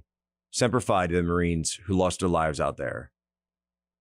And now understand, the reason that we're seeing this, the reason that we're seeing these operations continuing on in the Arctic Circle, in the far north of Norway, right? Norway is the northernmost NATO member. I suppose you could say Canada potentially, but the northernmost NATO member in terms of Europe. And Sweden and Finland, which of course are also part of that Scandinavian peninsula that are right next to Norway, are not members of NATO. And so there's been a lot of talk lately about whether or not NATO should be expanded, what should be the limits of NATO expansion, and writ large, what is the purpose of NATO? Is NATO truly a defensive alliance? Or if when you look at the recent history of NATO, if you look at the history of the invasion of Libya, the bombing of Libya, the destruction of that country's government, the bombing of Yugoslavia during the 1990s, the attacks in Afghanistan and the occupation of Afghanistan that continued for 20 years. These were all NATO-led missions. And so the question that a lot of people are saying is NATO purely a defensive alliance, when it's conducting operations like this around the world. Now, possibly it might be a defensive alliance in terms of Europe, but it also clearly has offensive capabilities around the world, and obviously has been focusing on areas like Georgia and Ukraine going all the way back to 2008. And NATO membership for Ukraine is, of course, one of the main provocations that's been cited by the Russian side as the cause for the recent uptick, or the recent restart, you could say, of the Russia-Ukrainian war. All the way back in 2014, by the way, NATO played a role as well. And that's why I'm talking about it this way, because people need to understand that you can't come into this story. You can't come into the story of NATO, of US-Russia relations, of Western Europe and Russia relations as if, history began in 2010 or history began in 2022. That's not how it works. All of history leads you to a certain point, and these influences and these contexts and these pressures, the pressures of history itself, the pressures of economics, the pressures of demographics, they all play a role into everything that we see play across. And of course, culture plays a part of this as well, right? It's simply a fact that many of the people of Ukraine speak Russian. A lot of the people in Russia consider Ukraine to be a part of Russia. I'm not making that argument. I'm simply saying that's how they view it, and it is a complicated situation. And so when they heard that NATO was potentially going to separate, and keep in mind, that would be a clear separation of the military bloc of NATO by bringing Ukraine in. You've got a lot of people that are, they've got, one parent is Ukrainian, one parent is Russian. You've got people who speak different languages. You've got family that's across those borders. But if Ukraine joined NATO, that means a military bloc would then separate them. That means certainly immigration would become a huge issue. Travel and transport would become a huge issue going across those borders, because now you've got a military alliance separating the two sides. Also, you've got the basic security potential as well, because if they were going to be putting missiles, bases inside Ukraine, this, of course, was seen as an existential threat by the Kremlin. But I want people to also understand this. A lot of people that I hear, the neocons, the sort of establishment right, they love Alexander Solzhenitsyn. And Solzhenitsyn is known for writing the Gulag Archipelago, as someone who actually spent time as a dissident who was arrested and placed in the gulags. But Solzhenitsyn himself was a massive critic of NATO, and he was a supporter of limiting NATO elements from expanding into Eastern Europe. He certainly didn't want Ukraine to be part of NATO, and towards the end of his life, did support elements to rein in the oligarchs in Russia and supported the re-strengthening of Russia. See, people got Solzhenitsyn all wrong. He wasn't anti-Russia. He was anti-communism. And imagine how different history could have been if, instead of America demonizing and provoking this world nuclear power, that they had actually tried to find ways that we could cooperate together in a true world order. Easter is coming up. Easter Sunday is fast approaching. So to all the fellas out there, to all the ladies, as you're getting stuff ready for Easter, just keep in mind that when the gift giving comes around, for those kiddies, for the special people in your family, remember to go to mypillow.com and utilize promo code POSO for up to 66% off. And you can get the amazing Bible pillows. You can get the incredible deals, the slippers, the toppers. You can get the sheets, the towel sets, have them all for your Easter basket while you're getting it set up. The Bible pillows, by the way, we love them. But this weekend, I got to tell you guys, it happened. It actually happened this weekend. So Jack, he's my three-year-old going on 30-year-old.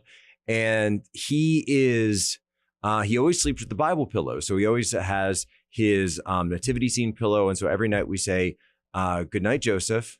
Good night, Mary. Good night, baby Jesus. Good night, sheep, because the sheep are always there.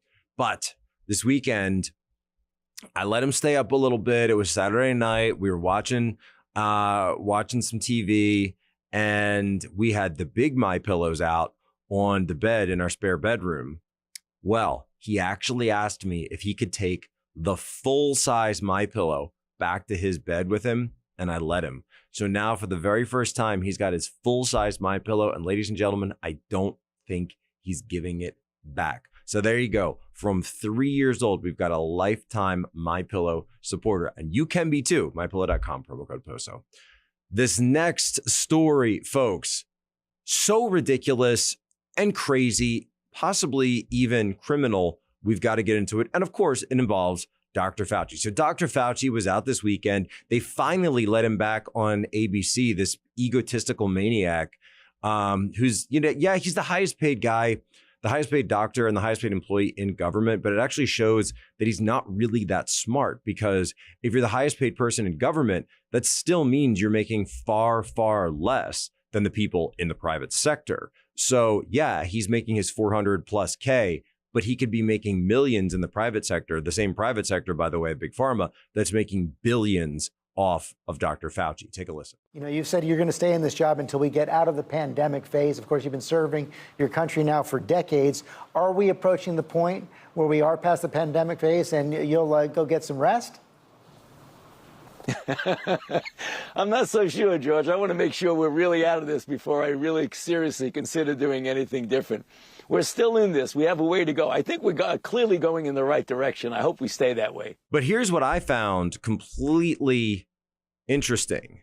So Daily Mail had the headline up over the weekend that I saw, and it said dailymail.co.uk. So Daily Mail is, of course, a UK publication. It said, did official figures overestimate Britain's COVID death toll? The chaotic way that mortalities were recorded during the pandemic could mean that thousands were wrongly blamed on the virus.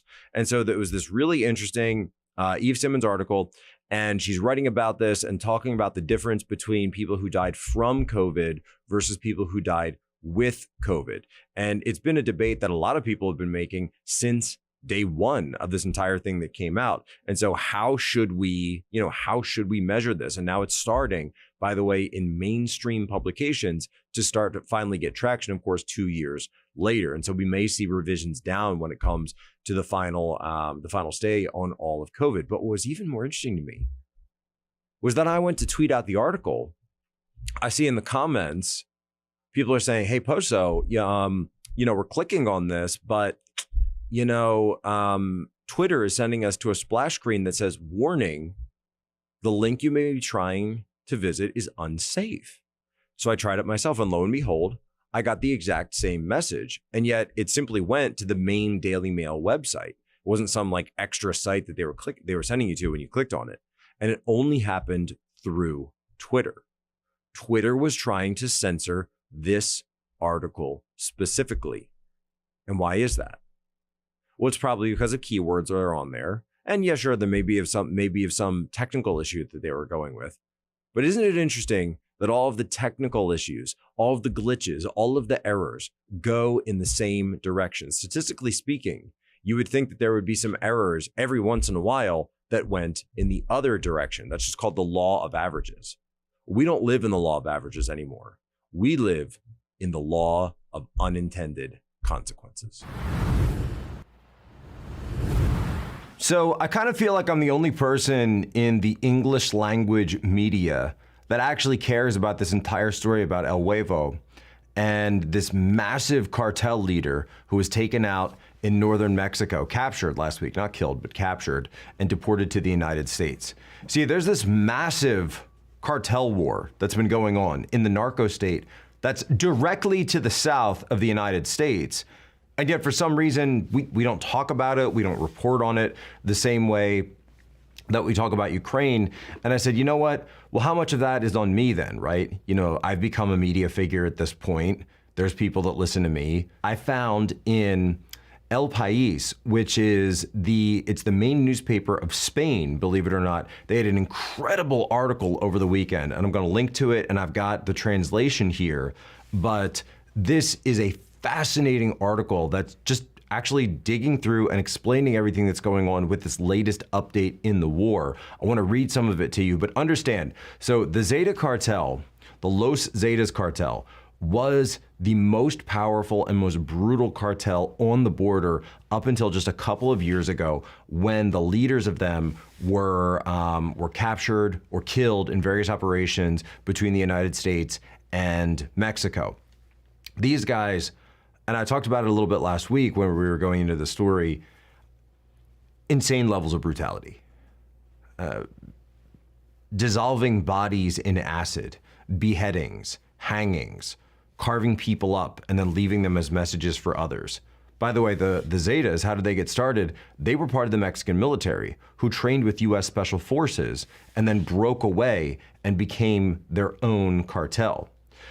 So they were going after them. But now there's a new generation of basically after the cell was broken, after the cartel was broken, numerous splinter cells broke off. Some of them are trying to reconstitute it, but then other members of them are fighting each other. And this guy, El Huevo, was the leader of one of these breakaway cells of that larger Los Zetas cartel. And so in this situation, you've got him who's a nephew. He's a member of the Trevino family, and the Trevinos were the leaders of the Zetas. But there's other people in northern Mexico that don't want the Trevinos to come back. They don't believe that he is, the rightful heir. So this is a piece from El País explaining it. Despite the fact that there are two powerful organizations that control drug trafficking throughout Mexico, the Sinaloa cartel and the Jalisco New Generation, the Northeast cartel is the third largest criminal group. Their presence in many territories, such as Tamaulipas, Nuevo León, Coahuila, Tabasco, and Veracruz, has consolidated them more quietly than the big ones as one of the main Mexican drug cartels, as explained by security analyst Eduardo Guerrero. Those from the Northeast, they managed to accumulate a large part of the cells that broke off from the old Zetas. Its character, like that of its founders, is to impose force using terror above any type of negotiation or red line. And although, according to the security consultant Lantia, they have suffered persecution from the state government led by Francisco Garcia de Vaca, they remain robust. So understand, this is part of them trying to rebuild that empire. But the question comes, if they take out El Huevo, do the other cartels then stand to gain by taking over this area? Are they working with the other splinter cells of the Zetas, or are you going to see more infighting? Keep in mind, this is happening directly to the south of the United States, only feet away, minutes away from the US border, right across in the narco state anarchy to our very south. And that is all the time we have today. Human Events Daily. Remember, our promise, our oath, our solemn vow to you: be good, be brief, be gone. And your homework for us, share this out with one of your normie friends and leave us your 5-star review. Folks, today we talked about the war in Ukraine, day 26 update. We talked about the 4 U.S. Marines who died tragically in Norway on that MV-22 Osprey during a NATO drill. We talked about Twitter censoring the article about UK potentially overcounting COVID deaths, and we got into this crazy level, El Huevo's capture, the milestone in a cartel war. He literally has, this guy, by the way, I didn't mention, a team, his own troop of assassins, sicarios, that he calls the Troop of Hell. You need to read more about El Huevo and the cartel war, and we're gonna be talking more about it. Before we go, today's history break. Today in 2006, the first ever tweet sent by Jack Dorsey. Ladies and gentlemen, as always, you have my permission to lay ashore.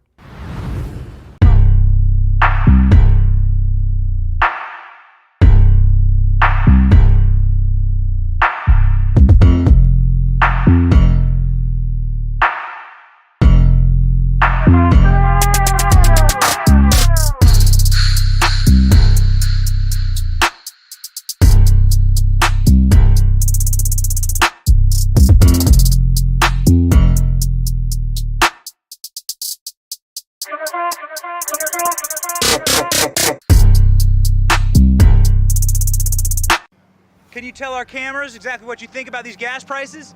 These are insane. It's crazy out here with this gas. Yeah. Do you want more American energy? Oh, yeah. Yeah. More oil here to be drilled, more jobs here for Americans. Yes, sir. And yes. cheaper gas. Oh, yeah. What's your message to Joe Biden? President, he could change it. What are your message to him? America first, number one. Look at all this. Everything takes gas. How much more expensive is it to run this operation now? All the machines that we have here, it takes about, I would say, about an extra $30. Wow. So is this affecting your business? Yeah, it definitely is, yeah. If you had to say a comment to Joe Biden, he's in charge of the country, about gas prices, what would you tell him? You playing. You play. Just drop the prices. Come on now. Maybe Biden's a little too soft. Ease this thing up, man. You squeezing us. You miss Trump? You miss Trump gas prices? I do miss Trump.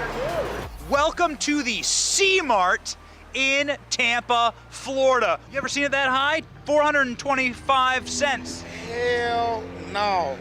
It's too high. Where the gas prices are too damn high. 425. 425 cents for a single gallon of gas. Across the nation, you're seeing prices like $6, $7 a gallon. Insanity. We've blown through the nationwide record high for an average set back in 2008 when we had 2 wars raging, Iraq, Afghanistan. You had an entire economic crisis. It's gonna go up. Can't do much right now. Russia's responsible. And all it took to get to this gas price was 1 year of the Brandon administration. What I expect is a lot of smoke and mirrors, taking credit for things he's had nothing to do with while trying to distract attention from his dumpster fire of a presidency. A total dumpster fire. Here at the C-Mart, we're going to be asking people, is the gas too damn high? 25 for 4 gallons. That's crazy. Who would you rather have as president? Donald Trump or Joe Biden? How much did $16 buy you when Trump was president? Oh, 5. And what is your message to Joe Biden about gas prices? Cut it down, man. For real, man. That's right. Gas prices were already on the rise, and with the decision to ban Russian oil, they're higher than ever before. Gas prices are so high, the Indy 500 was just changed to the Indy 5. Higher than Hunter Biden on a road trip with Snoop Dogg. I can't wait to hear what they have to say. Let's go find out.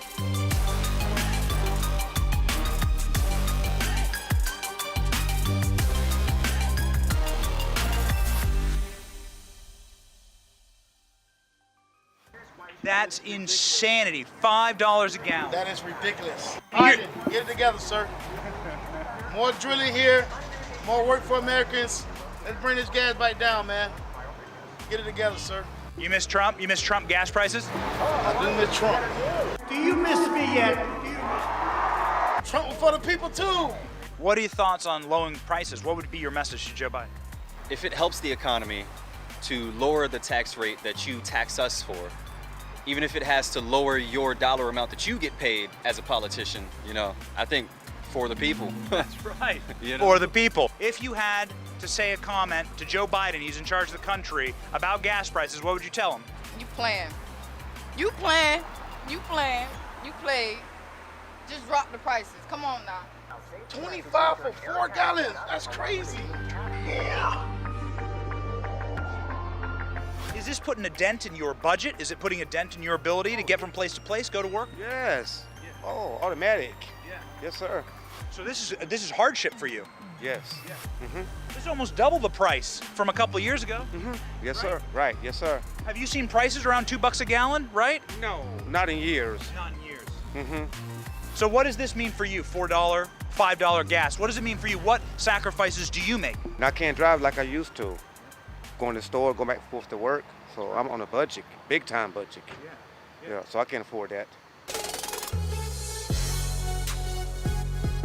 What's that thing they keep all that gas in?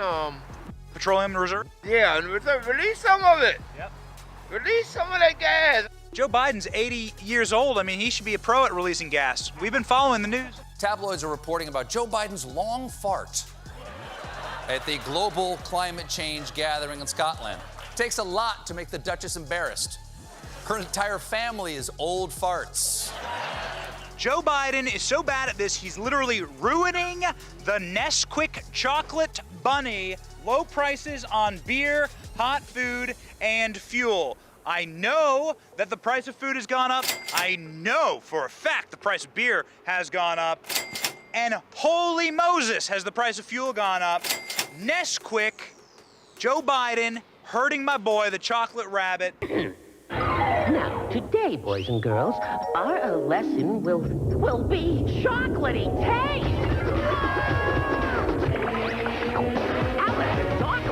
ladies and gentlemen, I rest my case. You ever seen it this high? Look at that, $4.50. What do you think? I seen one the other day, it was down there $5. Okay, here we go. Sam, he's saying, watch the price go up. There you go, look at that price. He's the president, he can fix it. What would you say? Tell him. Cut it down, man, for real, man. You know, ease this thing up, man. You're squeezing us. Because of the supply chain issue that Joe Biden has brought about, they're actually not able to get the chips for your cell phones anymore. China's totally shut down over COVID, so we're bringing back payphones, ladies and gentlemen. When that supply chain pain hits you, come to C-Mart. You get yourself a payphone. You've seen 1-800-COLLECT on TV. Here's how it works. Thank you for calling 1-800-COLLECT. Enter the number you wish to call, area code first.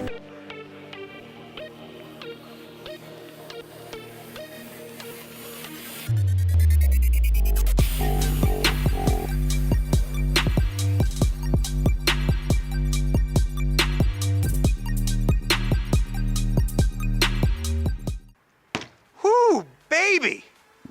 We thought we could send Hunter Biden to fix our gas problem in Ukraine.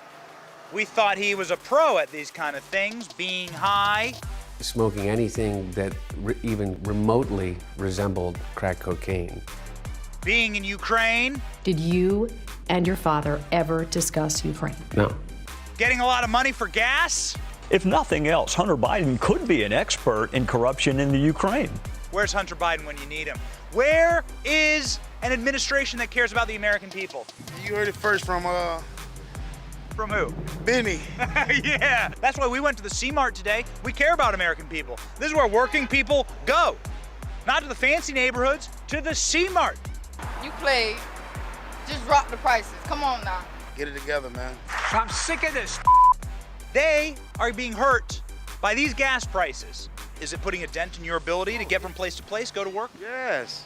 Cut it down, man, for real, man. You know, ease this thing up, man. You're squeezing us. This is called piercing the veil. It's pretty simple. It's when stupid policies from politicians. Today, America did this.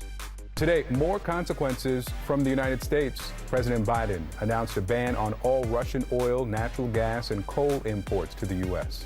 Bleed down into our daily lives and make our lives worse.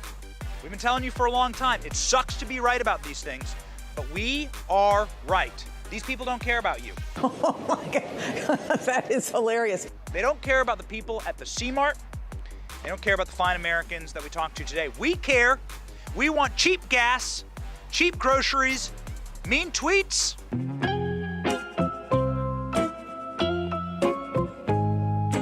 What can you do? It's meaner to steal from these people just getting by. God bless all of you. This has been Benny on the Block. See you next week.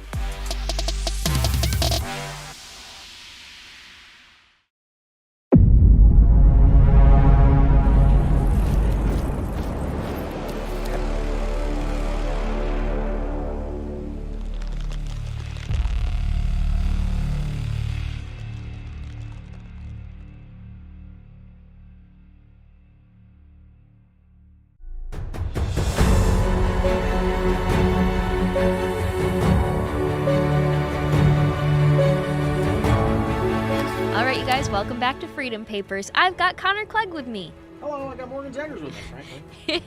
Yep, this is Morgan. I am the host of Freedom Papers, powered by Turning Point USA, and I love having Connor. Connor, you missed last episode when we talked about the Netherlands. I'm from the Netherlands. It's the land of my people. So we had a blast. I'm just kidding. I would hate to be a dirty Irish imperialist and get in the way of that. So I'm glad you got that to yourself. Yeah. Sure. Whatever. It's like totally went over my head. Sure. Today we're talking about Federalist Paper 21.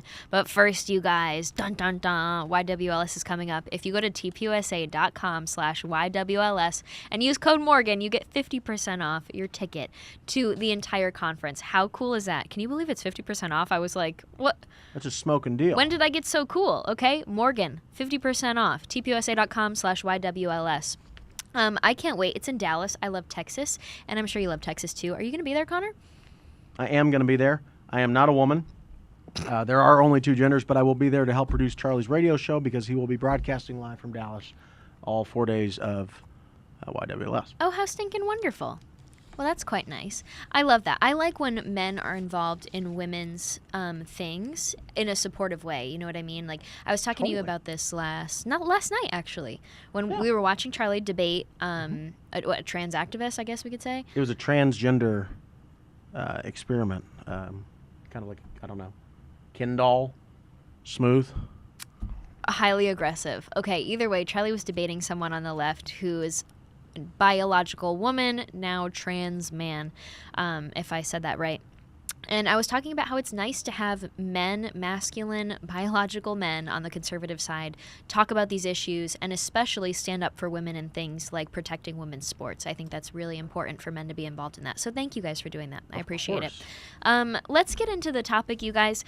We are wrapping up this section on the Articles of Confederation, the inadequacies, and for the longest time we have been doing the same subject continued as the title of all the papers. But you guys, this one's kind of different. This one, Federalist Paper number 21, is first of all only written by Hamilton. Remember, the last few have been written by Madison and Hamilton together.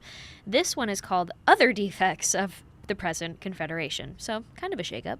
Yeah, no, it's nice to have a little bit of a change here, so yeah. I'm excited. Yeah, kind of a little bit of a shakeup. And talking about countries too, which is nice. Yeah, I mean, and that's actually what the first sentence is all about, of like, you guys, we just ran through 3 great examples of why confederacies don't work, and I wanted to read it out to you guys to get started. Publius says, having in the last 3 numbers taken a summary review of the principal circumstances and events which depict the genius and fate of other Confederate governments, I shall now proceed in the enumeration of the most important of those defects which have hitherto disappointed our hopes from the system established among ourselves. What is he saying there, you guys? Basically, he just ran through 3 examples, case studies of failures in different confederacies around the world, whether it was in the past or for 1787 in the present, for the founders. And now he's going to break down some of the key failures in the founders' form of government, which is the Articles of Confederation. So now we're going to get back to talking about us as a country where we're going wrong. He says, to form a safe and satisfactory judgment of the proper remedy, it is absolutely necessary that we should be well acquainted with the extent and malignity of the disease. Connor, I underlined that one because, wow, what a popular and an important sentence in politics. It's a very important sentence in politics because at the end of the day, it goes to this idea of self-awareness, which is something that our leaders are so dearly lacking these days, am I right? But so much of our political debate these days exists because those who rule over us fail to actually, and I say this all the time, fail to actually care about us, right? And so they are never going to understand how deep our frustrations go because how could they? You know, a lot of them don't have children. How could they know what it's like to raise a child and how hard it is in America to raise a child because of what they do? So it's really, we have to get our leaders back to what the founders were doing. I feel like this is how we start every show, but it's the most prescient thing you could do, frankly, is we have to get our leaders today to get back to what our founders did in 1787 and think deeply about these things and say, yeah, I mean, it may be worth understanding the people that we're trying to govern and then understanding the problems that they face so that we can actually solve them. Yeah, I mean, this quote, I underlined it because it just hits home on so many levels. Let me read it for you guys again one more time. To form a safe and satisfactory judgment of the proper remedy, so basically to find the proper solution to our problems, it is absolutely necessary that we should be well acquainted with the extent and malignity of the disease. So to find the best and proper solution, we need to understand on a deep level the problems that we're facing right now. If you don't understand what you're up against, you're never going to win. Right. Now, I saw this as, first of all, the founders did this by evaluating the past, but now they're doing it by evaluating what they're up against in terms of the failures that they are experiencing with their current form of government. And so those are 2 hits, but now more related to what's going on in America today and more recent world and American history, we need to learn from the past and what our problems are now to best find solutions. That specifically happens with socialism and communism. We need to understand how the previous countries countries that fell to socialism and communism, how they came to be, how these uprisings occurred in the first place, how these leftists gained power, and then what actions were taken, whether it was the seizing the means of production of the economy, which is socialism. So keep in mind, you guys, socialism isn't just communism, it isn't just another tax. It's an actual economic system where you end private property, where you end private ownership of business, and you have the government take over these things. That is seizing the means of production, nationalizing industries, and that is socialism. So that's one step that countries that have fallen to communism have taken, but other things include things like totalitarianism. And so we saw that with things like Mao Zedong with the Cultural Revolution. He distorted history and eliminated, and parents were even reported by their own kids for daring to do things like commit wrongthink. Does that remind you of what we experienced today, Connor? Oh, it reminds me exactly what we're experiencing today. There's this weird menage a trois of totalitarianism being had among the American left these days, right? Because it's Marxist, it's communist, it's socialist, all rolled into one. And to me, that makes it really dangerous. Yeah, and I always say, I used to go on Newsmax a lot more than I do now because now I'm traveling a lot. But whenever we talked about cancel culture, I was like, you guys have to understand, this isn't cancel culture, this is totalitarianism. It's the radical leftists eliminating from society, from the public square, and from positions of power, anybody who dares to commit wrongthink, anybody who goes against their agenda. Not cancel culture, call it what it is, totalitarianism. Same thing like with anti-racism education in schools. No, it's not anti-racism education. That is dangerous curriculum that is distorting American history. That's indoctrination in the public school system. Same thing with like educating kids on gender and stuff. No, that's the over-sexualization of children. So I could go on, but it's really important to understand we're facing these problems in America today, and we can only solve them by understanding what they really are. Understanding them means looking back into the past where they've been tried before. And then the last thing that I noticed with this connection of understanding what we're up against means understanding what we're up against with the radical left today. So understanding these groups like the Democratic Socialists of America, the Justice Democrats, and these actual organized and paid groups that are putting millions of dollars into the community to effectively change it and bring in socialism and communism. I mean, even Black Lives Matter, I mean, they fundraised $90 million in 2020. Do you remember that? I do. And what really disturbed me, did you see this? Did you see what the founder of Black Lives Matter said about this? She said, oh yeah, we have all this money, we just haven't spent it yet because we're trying to build a proper foundation across the country to more effectively spend all the money that we've fundraised. We want to make sure that it's going to be effective. That's disgustingly scary. Well, it's incredibly scary. You know, we talked about this on the Charlie Kirk show, but I have to go back and find it, and we don't have the time to right now, but it was really interesting, and I'll find it for you. I'll send it to you. Thank you. A lot of the money that went to Black Lives Matter, it didn't go to helping black communities. A lot of it went to transgender nonprofits.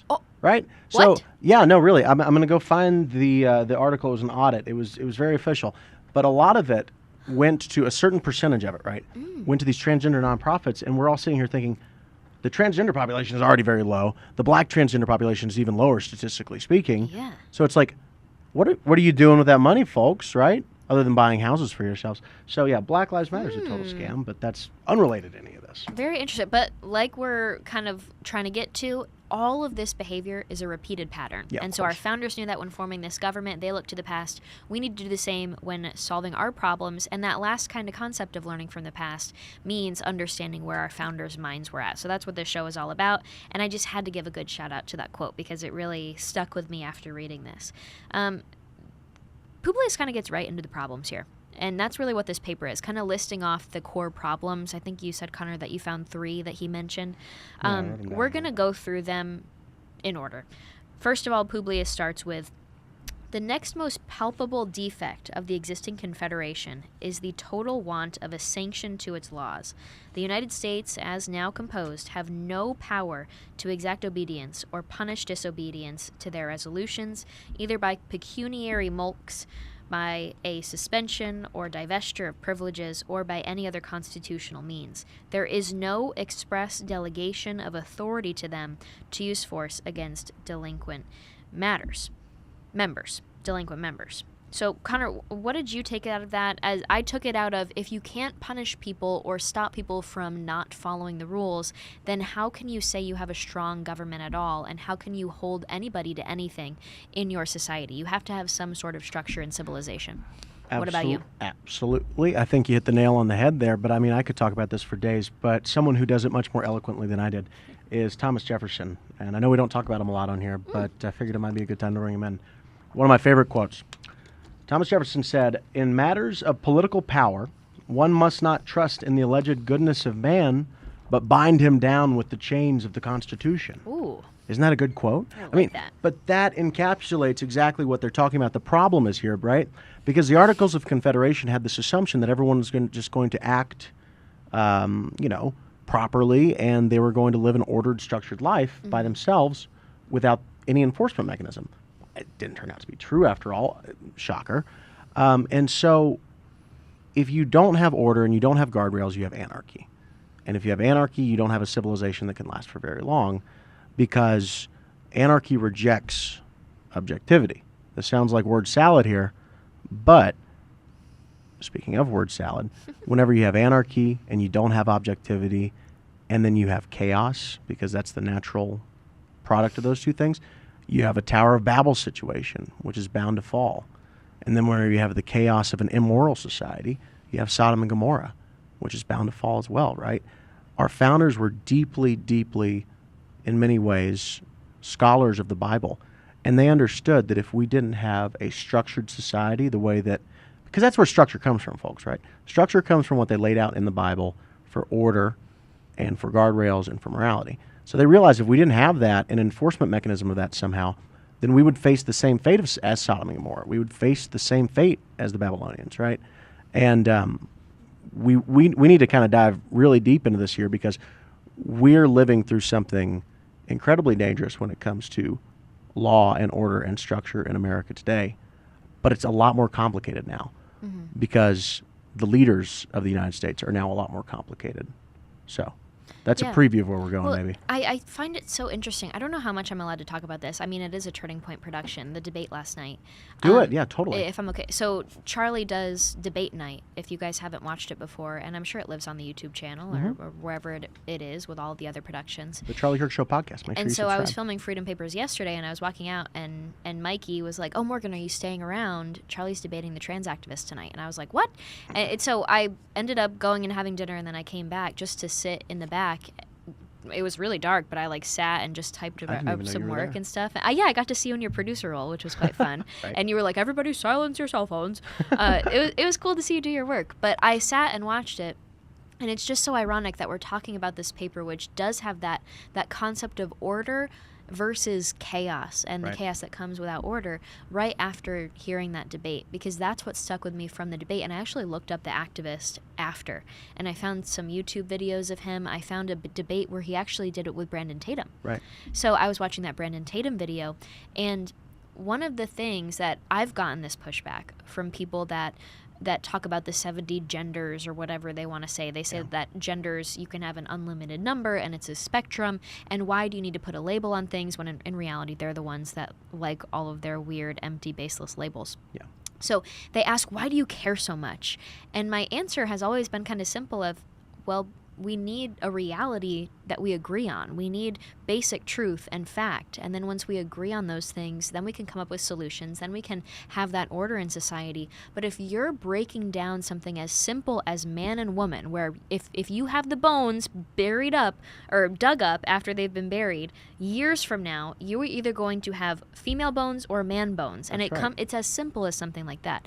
Now, when they come up with all this fake stuff, it distorts the most basic pillars of society with masculinity and the roles that a man has and the roles that a woman has. You're rejecting science, you're rejecting natural law, and that brings chaos. And so, yes, I care about it when you're trying to teach, especially children, anti-science lies. So I care about it quite a lot. And I see so much chaos brought to society because of this. Because think of just the breakdown of the family. I mean, it's not that just the LGBTQ community is a little chaotic because they don't embrace gender roles and they don't have their structure.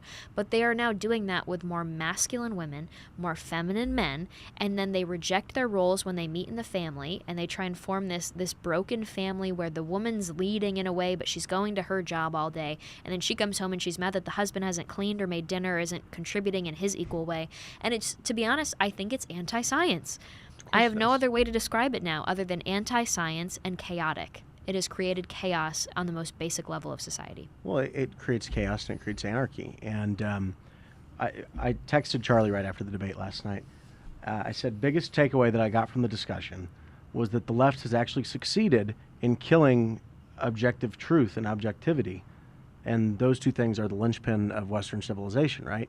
Because if you take everything that we're saying, and I know that we're saying a lot of words that just sound like buzzwords, but if you take it all and boil it down, we have to recognize that we are all adherents to a natural law that relies on objectivity to enact and enforce, right? And so what this activist kept saying last night was, well, I'm doing it because it makes me feel good, and you know that shouldn't matter to you. And Charlie says, well, it matters to me because it's an objective wrong, and you are contributing to the civilizational suicide of the United States. And she said, well, that's not really my problem that you feel that way. And it's like, well, no. My belief is grounded in the objective reality that America is dying a slow death because 39% of our youth now are identifying as as LGBTQIA, 2IA, whatever, right? If we go up by 11% on that, we're at 51%. We're extinct as a population, folks. Extinct isn't when we all die. It's when we all become incompatible to procreate and reproduce, right? And that's what I was thinking. So everybody is so selfish in this way. They're so selfish. I believe in service, and not necessarily like you have to go to a soup kitchen every weekend, but I believe in serving others. And when you serve others, even in the most basic way as serving your husband or serving your children, serving a family member, and not, you know, people have a hard time with the word submit. Like a wife should submit to his husband or to her husband. I think that's fine, and I plan on doing that. But now you can't even say that these days without being called like a Handmaid's Tale member. Yeah. And so it's weird that we can't even talk about that stuff, but we have gotten so selfish that we don't believe in serving others in any way, even just the basics of serving our family. And I wonder, that selfishness has led to us not understanding the very basic fact that humans are animals, and our first and only priority has pretty much, like all other animals, for a very long time been to continue the human race, to procreate, make babies, raise them to be sustainable humans that will then do the same. Now, we live half of our lives, and then people in their late 30s, out of their ovulation time period, are saying, okay, now I've done all the stuff that I wanted to do, I'll settle down and have kids. And guess what? They have a lot of problems with it. It is chaos caused by this wokeness that has been put into us, caused by the disorder, and it makes me really sad. We've gotten so far away from all of it that we don't even remember that as animals, our priority, our instinctual priority should be to procreate and raise up babies. And we act like it's selfish, or we act like it's a sacrifice to now have to give up our things that we want to do in life to then raise a child. But that should be the most important priority that we have, to raise a kid up to become a viable adult and a strong adult in society. And then they do the same, and then they do the same. And it's such a basic concept. It's in my head all the time now, and I can't really put it into words. But it all gets back to that idea of disorder. It makes me really sad. Like, people don't even want to have kids because they think maybe I'll do it after I'm done with all the other stuff that I want to do.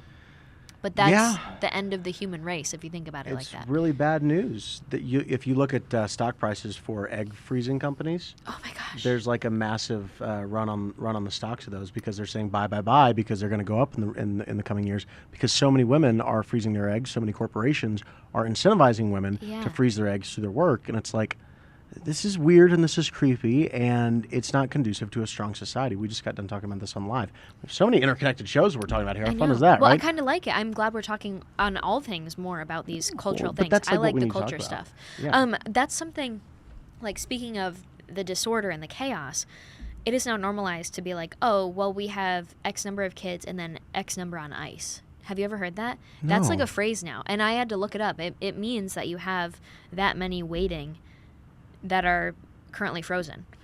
I mean, isn't that quite I'm happy for them. I am, but I think I'm more so sad that as a society we have gone so far away from the concept of having babies at the biologically right time, and we have made women feel like they have to be boss babes. Now, I've also joked with another example of the chaos and the disorder is that our culture is so negative that women even if they're like me, like I want to have babies one day, I can't wait to homeschool, I would like to get married. It's a hard dating world out there. Yeah, and totally. so the culture is so negative that even women that want to do it can't get themselves into a place to find someone and to find someone that wants to do it with them, because the men aren't taught that they're supposed to lead a family, they're supposed to find a wife, they're supposed to provide, and they're supposed to lead that family unit. And so there's a lot of women that I know that don't want to have to boss babe, but they're kind of at a point where they're like, you know what, I can't make it work in any other way. I'm going to have to provide for myself and do this. So I have to embrace the boss babe phase. Right. And the next thing you know, you're in your 30s, and they don't necessarily want to be there. They wish they were in a different position, but society has put us onto this fast track to being a boss babe. Yeah, that's because, chaos. To your point, self-preservation as a human instinct kicks in at that point. But self-preservation is one of our most base instincts. It's not something that is more, formed by enlightenment and words and speech and community, right? So animals have self-preservation, right? Really simple animals. They're going to go hide under a leaf if it's raining and they're very small, like an ant or something, right? I'm not well-versed in animals, sorry. Right? But animals have self-preservation. Yeah. That's their whole thing. We have much higher values and higher virtues that we should pursue. To get back to the paper. Yeah, we'll get there in a minute. We, of course, and look, we're fine. But I do think that Hamilton was talking about kind of an anarchy in the streets in terms of like crime and lawlessness and stuff like that. And that's happening too, just so we're clear. Like it's this perfect storm. But what I think is a little bit more applicable in a long-term sense is we need to have the ability to enforce laws that maybe aren't written yet, but maybe they should be written, to actually enable a society that nurtures the good and the permanent and the orderly and the truly right and just, right? Yeah. Legislating morality actually works. Look at Texas. So abortion, I think we can all agree, is a terrible thing. Abortions have gone down by 60% since Texas decided they were going to legislate morality, which the libertarians tell us we can't do, and passed their abortion law, SB 8, and the Supreme Court upheld it, right? So, yeah, it actually works. Try it. I promise. It could work, And it's like, well, the left is going to use it against you. Well, I mean, I don't know. Maybe if you just, create a society in the time that you have power where people are really excited to live there and they really like what you do and you actually work for them and not for the mega corporations or for China or for the military-industrial complex, then maybe people will reelect you, and you're never going to have to worry about the left again. They're going to end up like the Whigs, right? Yeah. That's a reality that we take for granted. I mean, I always say, like, if I think of my big vision of, like, if I could achieve something in life, first of all, I don't have career goals. People ask me that a lot. More people need to like adopt that. Thank you. As a woman, I have definitely life goals, and I have things that I would like to do, but they aren't around a career. I am really thankful that the work that I do is flexible and fulfilling, and so I can keep doing it if I want to, and it helps me provide for the family if I ever need to, but I just hope that I don't have to, and I can homeschool and be a full-time mom. But one day. That being said, I think about how fun it would be to sit in rooms. Like, I don't know if maybe we should do this at Turning Point. Like, if we should sit in rooms and kind of brainstorm a vision of, like, if we could make something happen, if we were given power, what would we do to shape the country? I don't know if we could do it through Turning Point, but maybe just a few of us should get together for dinner and, like, whiteboard it out, because there's things that I would like to achieve. One of those things is I want to make it so that a family can sustain itself in America, not just sustain itself, but thrive in America on a one income family. It's like, so then what do we have to do that? Another thing, upending and completely reforming the education system in the country. There's things that I would just love to do, and I think we should start thinking boldly about that. Now, we went on a rant. Let's get back to the paper. You guys, we're all about chaos in this paper of what is going to cause chaos and then what's going to be the negative consequence of chaos and lack of order. So getting back to what Publius is saying, in this, the first problem he was talking about was the ability to sanction laws, the ability to enforce, and then the ability to punish people that don't follow. He goes on to talk, and he says, if we are unwilling to impair the force of this applauded provision, we shall be obliged to conclude that the United States afford the extraordinary spectacle of a government destitute even of the shadow of constitutional power to enforce the execution of its own laws. It will appear from the specimens which have been cited that the American Confederacy in this particular stands discriminated from every other institution of a similar kind and exhibits a new and unexampled phenomenon in the political world. A lot's in there. I took out of that a few different things. I thought it was interesting. So he's saying that we're very unique. We aren't exactly like any of the examples that we talked about in the previous papers. We're more so a combination of some of their good parts, but a lot of their bad parts. Yes. And not only that, but what makes us worse is that we lack even the shadow of a constitutional power to basically bring accountability when there's wrongdoing. Would you say that's what he's kind of getting at there, Connor? Yeah, of course. I mean, it's just like a child who goes unpunished. I don't have children, but we all know this principle. Mm-hmm. A child who goes unpunished and they're not told that they're in the wrong will continue to do the wrong thing. Mm-hmm. An object in motion stays in motion. That goes back to the idea of natural law and objective truth, right? So if a state continues to, decide to conquer or to invade or to do whatever, and it's left unchecked, it will only continue to rot and erode the rest of the civilization. So we can't have that. That's all he's saying, and he's totally right. Yeah. I like this paper. As we go through it, I'm kind of like, It's kind of quaint.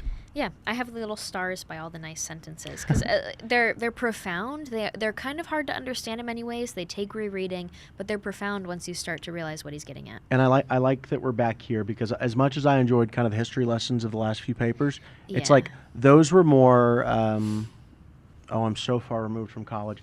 Those were more just kind of like straightforward writing. This has more flair to it. It gets back to the idea of like a beautiful language and, the way that they used to communicate back in the day. And that's kind of a weird thing to talk about, but that also goes into this idea of what's good and right and true and permanent and just, right, is objective beauty too, right? And the founders had such an appreciation for that. You can see in the passion that they put into the papers. Yeah, that's actually, I thought of you because yesterday for the paper I read, Anti-Federalist 18 through 20, and he makes fun of the Federalists for using allegory and using pretty language, and he signs off, I think, a Newport Man. Have you read those ones? Not in years. He ends it and he's like, I'm not going to BS you. I'm not going to give you fruitful language right now. I'm going to sign off in plain English. A Newport Man. And I was like, this is so good. I know that I really want to start doing a better job of finding the connection for each paper so that we can see, because they hit at each other quite a lot. And so we're only on paper 20, so we've got plenty of opportunity to start doing this. But it is, you guys, if you read the Federalist paper and then the pairing anti-Federalist essays that come out with it, oh my gosh, it can be quite entertaining. Yeah. And it's just a good reminder that back then and even the centuries before them, humans go at it and they debate, and what made us so exceptional is that we established a country where you can go at each other in a way that is respectful and safe and not going to always lead to civil war. Right. That being said, things are a have little that? spicy I these don't days. know. But I give him kudos for creating an environment for at least a small amount of time. Amen. Let's move on. So he goes on and he says, the want of a mutual guarantee of the state governments is another capital imperfection in the federal plan. There is nothing of this kind in the articles that compose it, and to imply a tacit guarantee from considerations of utility would be a still more flagrant departure from the clause which has been mentioned, than to imply a tacit power of coercion from the like considerations. The want of a guarantee, though it might in its consequences endanger the Union, does not so immediately attack its existence as the want of a constitutional sanction to its laws. What's he going at here? What did you... Well, I'm just going to toss it over to you on this one. Yeah, of course. So, this was basically about protection from the federal government for the smaller states, right? This is something we've talked about on a lot of the other papers when it comes to confederacies and the weaknesses of them, and this is one of the most obvious weaknesses of the confederacies. But you have to think about the way that America was structured at the time. It's a little bit hard for us to comprehend now because we've always known America to be this confederation or this federal system of 50 states, right? Well, at the time, we were colonies, later on states, that bordered foreign countries, right? So, you could be an American state that shares a border with Spain, for all intents and purposes, right? So who's to say that Spain doesn't just decide to invade Georgia? Or South Carolina, right? Yeah. That's what they were saying here is the state of South Carolina in and of itself, without very much power to levy taxes, not to mention a large population to levy taxes from, or a fighting age population with which to fight could not possibly take on the Spanish Armada, right? That's a great connection. And that's what it's all about here. I like And that. They wanted a blanket protection that said if one state is attacked, then the federal government is going to come in. It's kind of like what we're dealing with NATO right now. It's like if a NATO member nation is attacked by a foreign nation who's not in NATO, then we're all going to come in and help you out.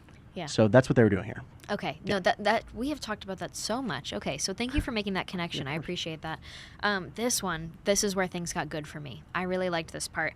And so if you guys are listening and you listened to the last episode where we read the anti-federalist essays, I want to know if you noticed this too. You might not notice this, Connor, but we read them out and he mentions some names. This guy then comes in, Hamilton, and he mentions those names, but flips the narrative and says, no, this is why I'm actually right with those same examples that you cited. So I thought that was awesome. And again, I love seeing that back and forth.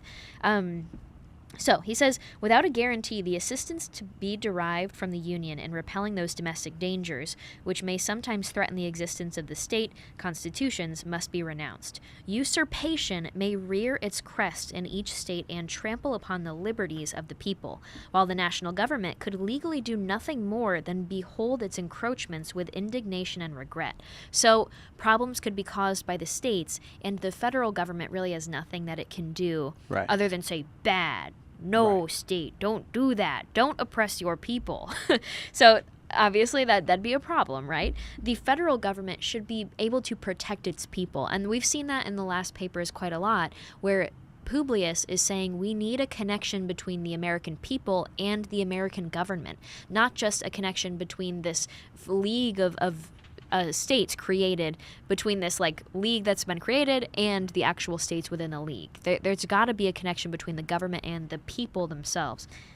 He says a successful faction may erect a tyranny on the ruins of order and law. And then he goes on to say the tempestuous situation from which Massachusetts has scarcely emerged evinces that dangers of this kind are not merely speculative.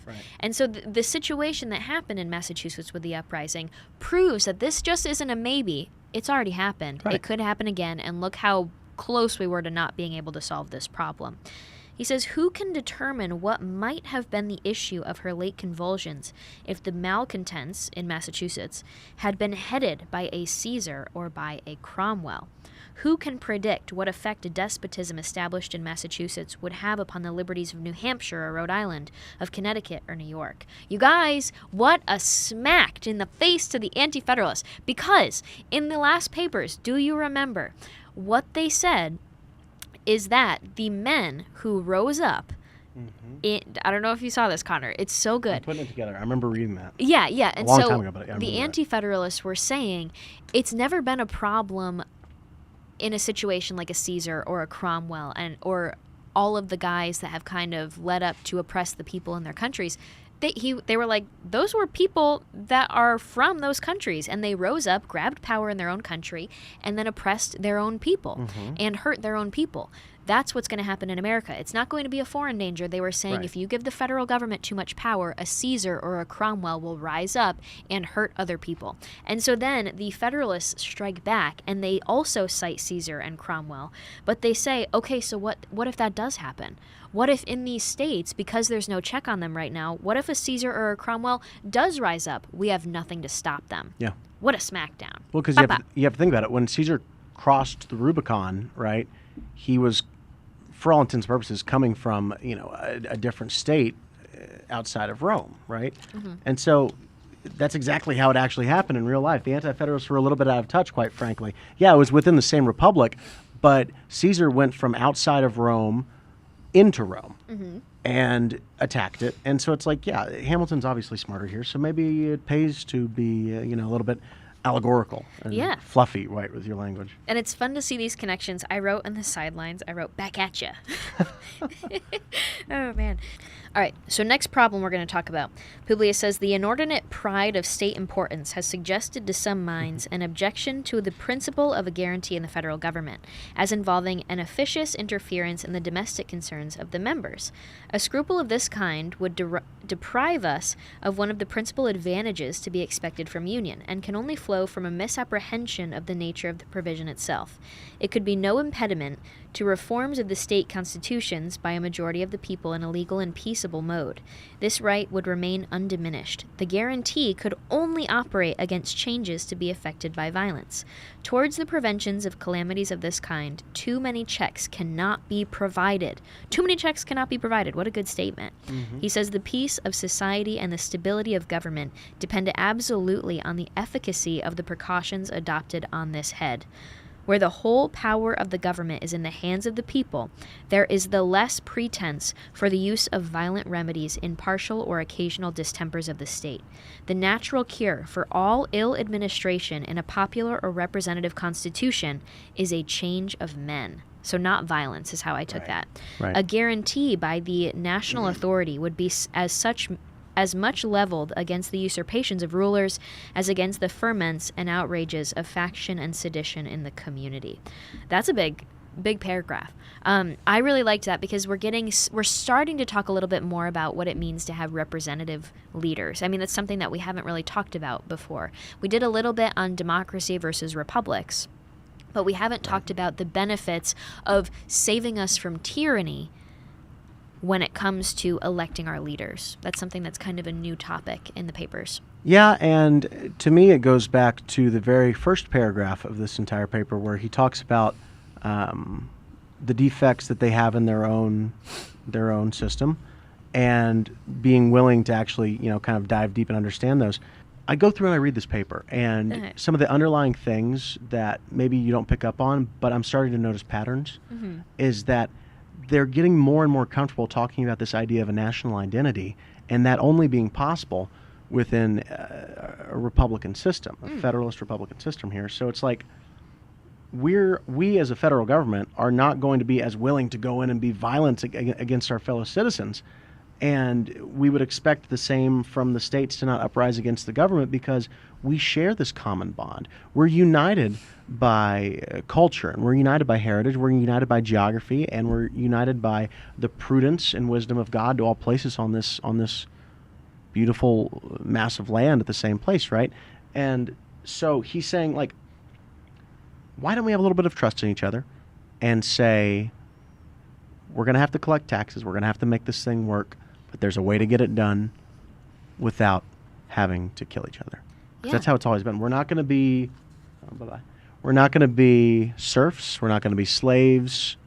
We're not going to be, kings and rulers or anything like that, ruled and rulers. We're citizens. Mm-hmm. And the advent of citizens as opposed to subjects, that's the most revolutionary idea to come out of the entire early American experiment.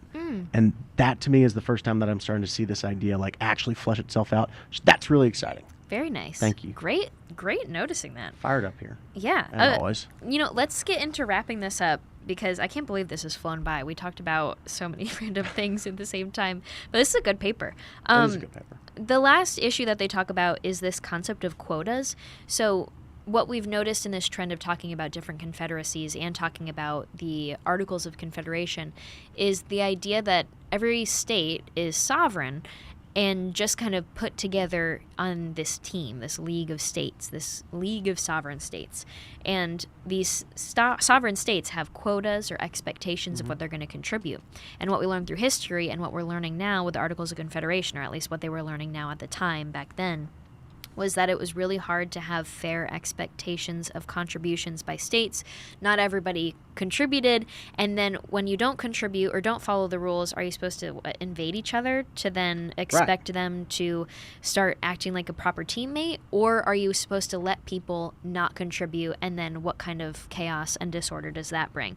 So there's a bunch of problems that come with it, but he goes on to talk about why there needs to be a greater relationship and power between the people of America and the federal government, not just this expectation of the states to handle all of this and then contribute some amount or some sort of resource to the league. It wasn't like a tithe. It was like a commitment, right? Yeah, yeah. And so he says the wealth of nations depends upon an infinite variety of causes: situations, soil, climate, the nature of the productions, the nature of the government, the genius of the citizens, the degree of information they possess, the state of commerce, of arts, of industry, these circumstances and many more. Too complex, minute, or adventitious, I'm going to say that, to admit of a particular specification, occasion differences hardly conceivable in the relative opulence and riches of different countries. The consequence, clearly, is that there can be no common measure of national wealth, and of course no general or stationary rule by which the ability of a state to pay taxes can be determined.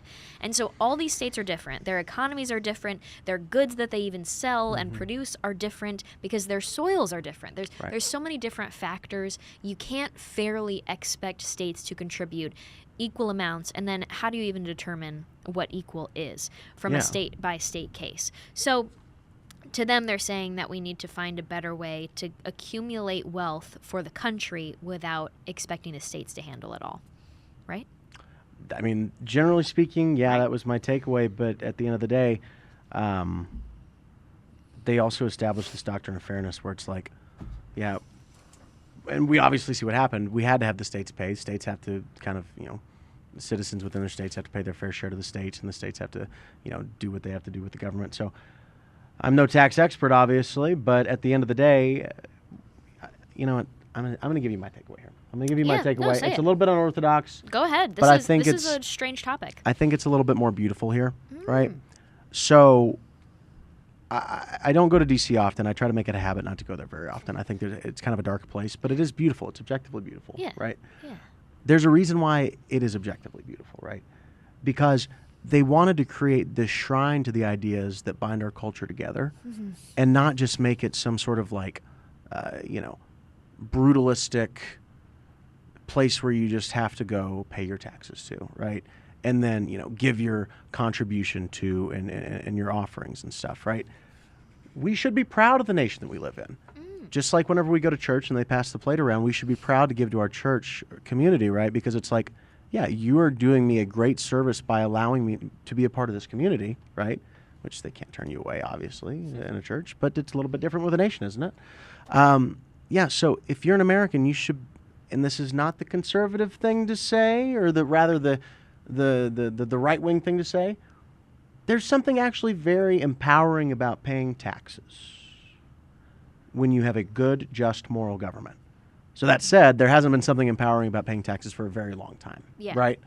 But that's kind of like closing the loop and bringing it all back together. Yeah, order. If we can establish a government that is ordered and structured and just, then you're going to do a lot better at raising revenue, and you're going to have a stronger nation and a more secure nation because you're probably going to have more people actually willing to pay taxes for it, right? Yeah, no, Connor, I love that.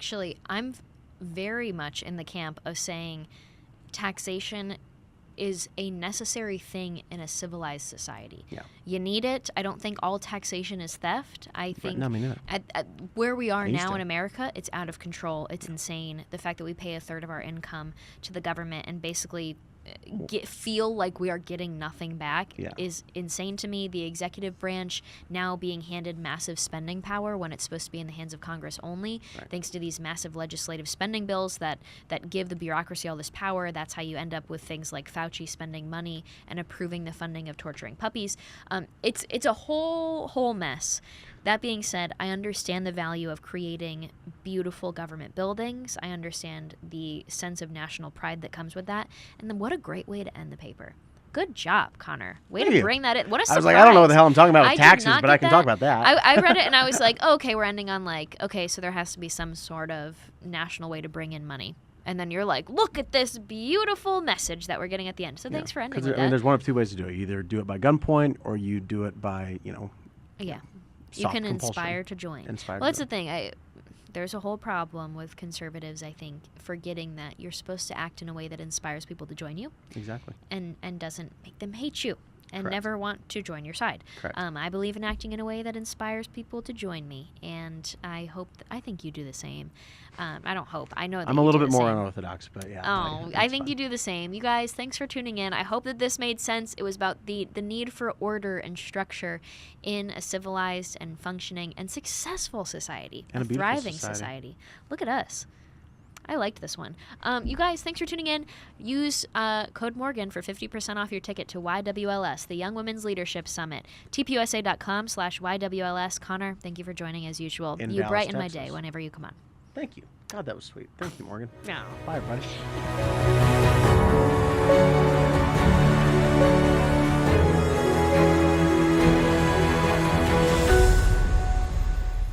That's cool, but if my friends ask where you are, I'm gonna say she went down in an airplane, fried getting suntan, fell in a cement mixer full of quicksand. Help! No way.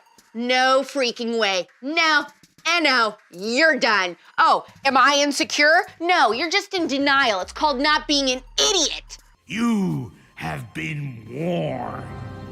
Chick-fil-A, home of the Lord's Chicken, could be declared a public nuisance in California. I'll explain that. Amy Schumer is hosting the Oscars, and she suggested that they should Skype in this person who's all over the news. The reason why will make you laugh.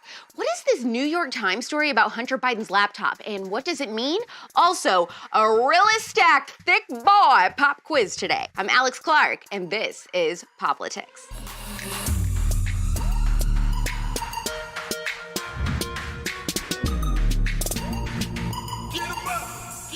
When I first heard about what's going on in the Golden State involving Jesus' favorite chicken, I said, California, you better not touch a feather on Chick-fil-A's head, or I will write a scathing Yelp review about your entire state. Just take it, you sound serious. But Chick-fil-A may be declared a public nuisance in Santa Barbara, not because the left hates chicken that isn't non-binary, I mean, they probably do, but because everyone hates when a drive-through line is so long that it wraps around the street twice and ends in your kitchen. You said there wouldn't be traffic.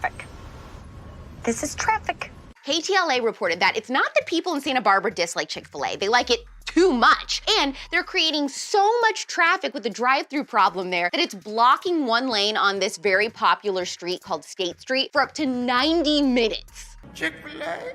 California's love of Chick-fil-A is its only redeemable quality. That and bougie grocery stores. Amy Schumer is hosting the Oscars because Grimace from McDonald's was unavailable this year, and she's excited. She's got a lot of good ideas and a lot of fun changes she wants to make. Amy, you're starting to sound like a politician. One of her bright ideas includes inviting President Zelensky from the Ukraine to Skype in.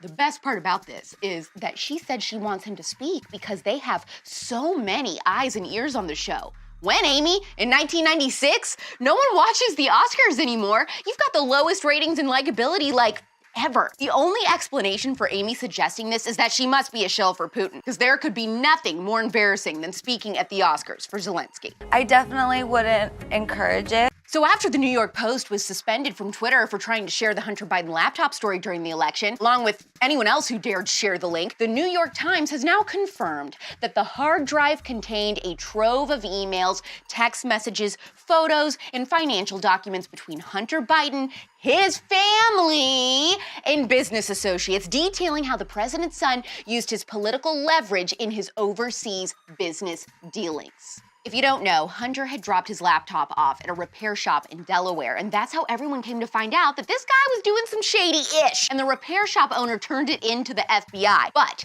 anyone who talked about this during the election was banned from doing so. I mean, it feels pretty good to always be right, doesn't it? It always comes out that conservatives were correct. Every time. If big tech wouldn't have suppressed this info, who knows how 2020 would have actually gone down? Everyone from Silicon Valley to DC knew, they just covered it up. Now it's time to find out who the big guy was that Hunter said was supposed to get 10% from Ukraine. Seatbelts, everyone! Even if my name was Pop Quiz, Hut Hut 1, Hut Hut 2, finish the rest, cause I can't. First question is from McCall in Utah. Any conservative brands you recommend for cute and sexy underwear for the ladies? Thank you. I don't know any underwear brands that are conservative per se, but I will say that I really like Calvin Klein and Stripe and Stare underwear for every day, and I like lounge brand underwear when I want to feel a little sexy. Hit it! I'm sexy and I know it. Caitlin from Texas asked, do you watch The Housewives? If yes, what is your favorite franchise? Okay, I've never watched the freaking Real Housewives because there's too many cities, there's too many seasons, too much has gone on for me to catch up now, so I get anxiety anytime I've ever tried to start watching it, so I just avoid it. The only thing that is artificial or fake about me. Audrey from Missouri asked, TPUSA encourages considering options other than college. What kinds of careers can girls go into that don't require a college degree? Pretty much anything you can think of, I guess, besides like teaching law or the medical field. I mean, there's a lot that you can do with work experience and who you know. That's what happened with me. I think the best thing is to pick a couple careers that you find interesting, call that company, ask if you can come in one day and shadow what they do. You ask all kinds of questions and determine if that's a job that you'd be interested in or not before wasting thousands of dollars on a degree. I got no education. Who needs it? Look at me. Look at me. Brenda from Nebraska asked, can I bring a baby to YWLS? Only if I can hold it. Just kidding. Yes, you can if you want to, but I do think that it's more enjoyable when listening to the speakers to not have kids there that little, because I mean, I just don't know how old this baby is that you're speaking of. Is it gonna be crying a bunch, needing its diaper changed a whole bunch? It just might be distracting for you and hard for you to keep up with everything. I don't know, but that's totally up to you. Obviously, we're not gonna kick you out for having a baby. Plus, this is unlike any conference you've ever been to. Conference is really like not even the best way to describe it. When I say conservative Coachella, it is conservative Coachella. There is pyrotechnics and light shows and a DJ, and it's crazy loud. So just be aware of that. And the party is on.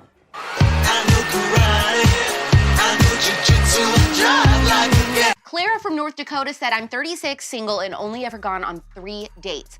I had a date via Hinge this weekend, and there were a couple of red flags. He doesn't get Jordan Peterson and looks down on people who like scary movies. He clearly likes me well enough and isn't the Tinder swindler, and I've never not been single. So my question is, would you go on a second date with this guy if only to get a little more dating experience? He's not the Tinder swindler. Well, girl, I think the bare minimum standard should be he's not a con artist. So let's just go ahead and put that bar there. I don't think you need to go out with this guy again just for the experience because you clearly don't like him. It didn't click romantically for you. He doesn't get you. And why would you waste your time going out again with him? I don't think you need to practice dating either. If it's the right person, it's the right person. It's not gonna matter if you've gone on 150 dates or 0 because you will feel it. Obs, it's never gonna work out between us. Dallas! June 2nd through 4th, biggest conservative meetup ever. The Turning Point USA Young Women's Leadership Summit is happening. Girls just like you from all over the country hearing from the top speakers, podcasters, elected officials, commentators, cinnamon rolls in the conservative movement, talking about all the subjects that women want to talk about. Come if you know someone, come if you don't know someone. Apply now at tpusa.com/YWLS and use code POPLITICS for 25% off. Students and adults are welcome. The Ali Stuckey episode of The Spillover has been very, very popular with you guys. I love covering brand new topics on that show and seeing what resonates. It's good to know that you're definitely into birth conversations. Listen to it now if you haven't yet, anywhere you get your podcasts. Heart this episode, comment your favorite place to buy underwear, because honestly, I think Victoria's Secret underwear sucks now, like it's garbage. I feel like I wash it 2 times, the underwear is pilling and fading. That's your life hack this week, get a whole new underwear drawer. DM this episode to a friend who's married and see if she thinks that opening video is sketch like me, and tap the save button to support the show. I'll see you tomorrow at 4 p.m. Eastern, 1 p.m. Pacific. It's pop culture without the propaganda every single day. I'm Alex Clark, and this is Poplitics. Support Poplitics, the first ever conservative pop culture daily show, by subscribing to our channel, turning on notifications, and of course, hitting the thumbs up. Also, our main home is on Instagram. Seriously, just trust me, that's where the real magic happens. Follow us there at Poplitics.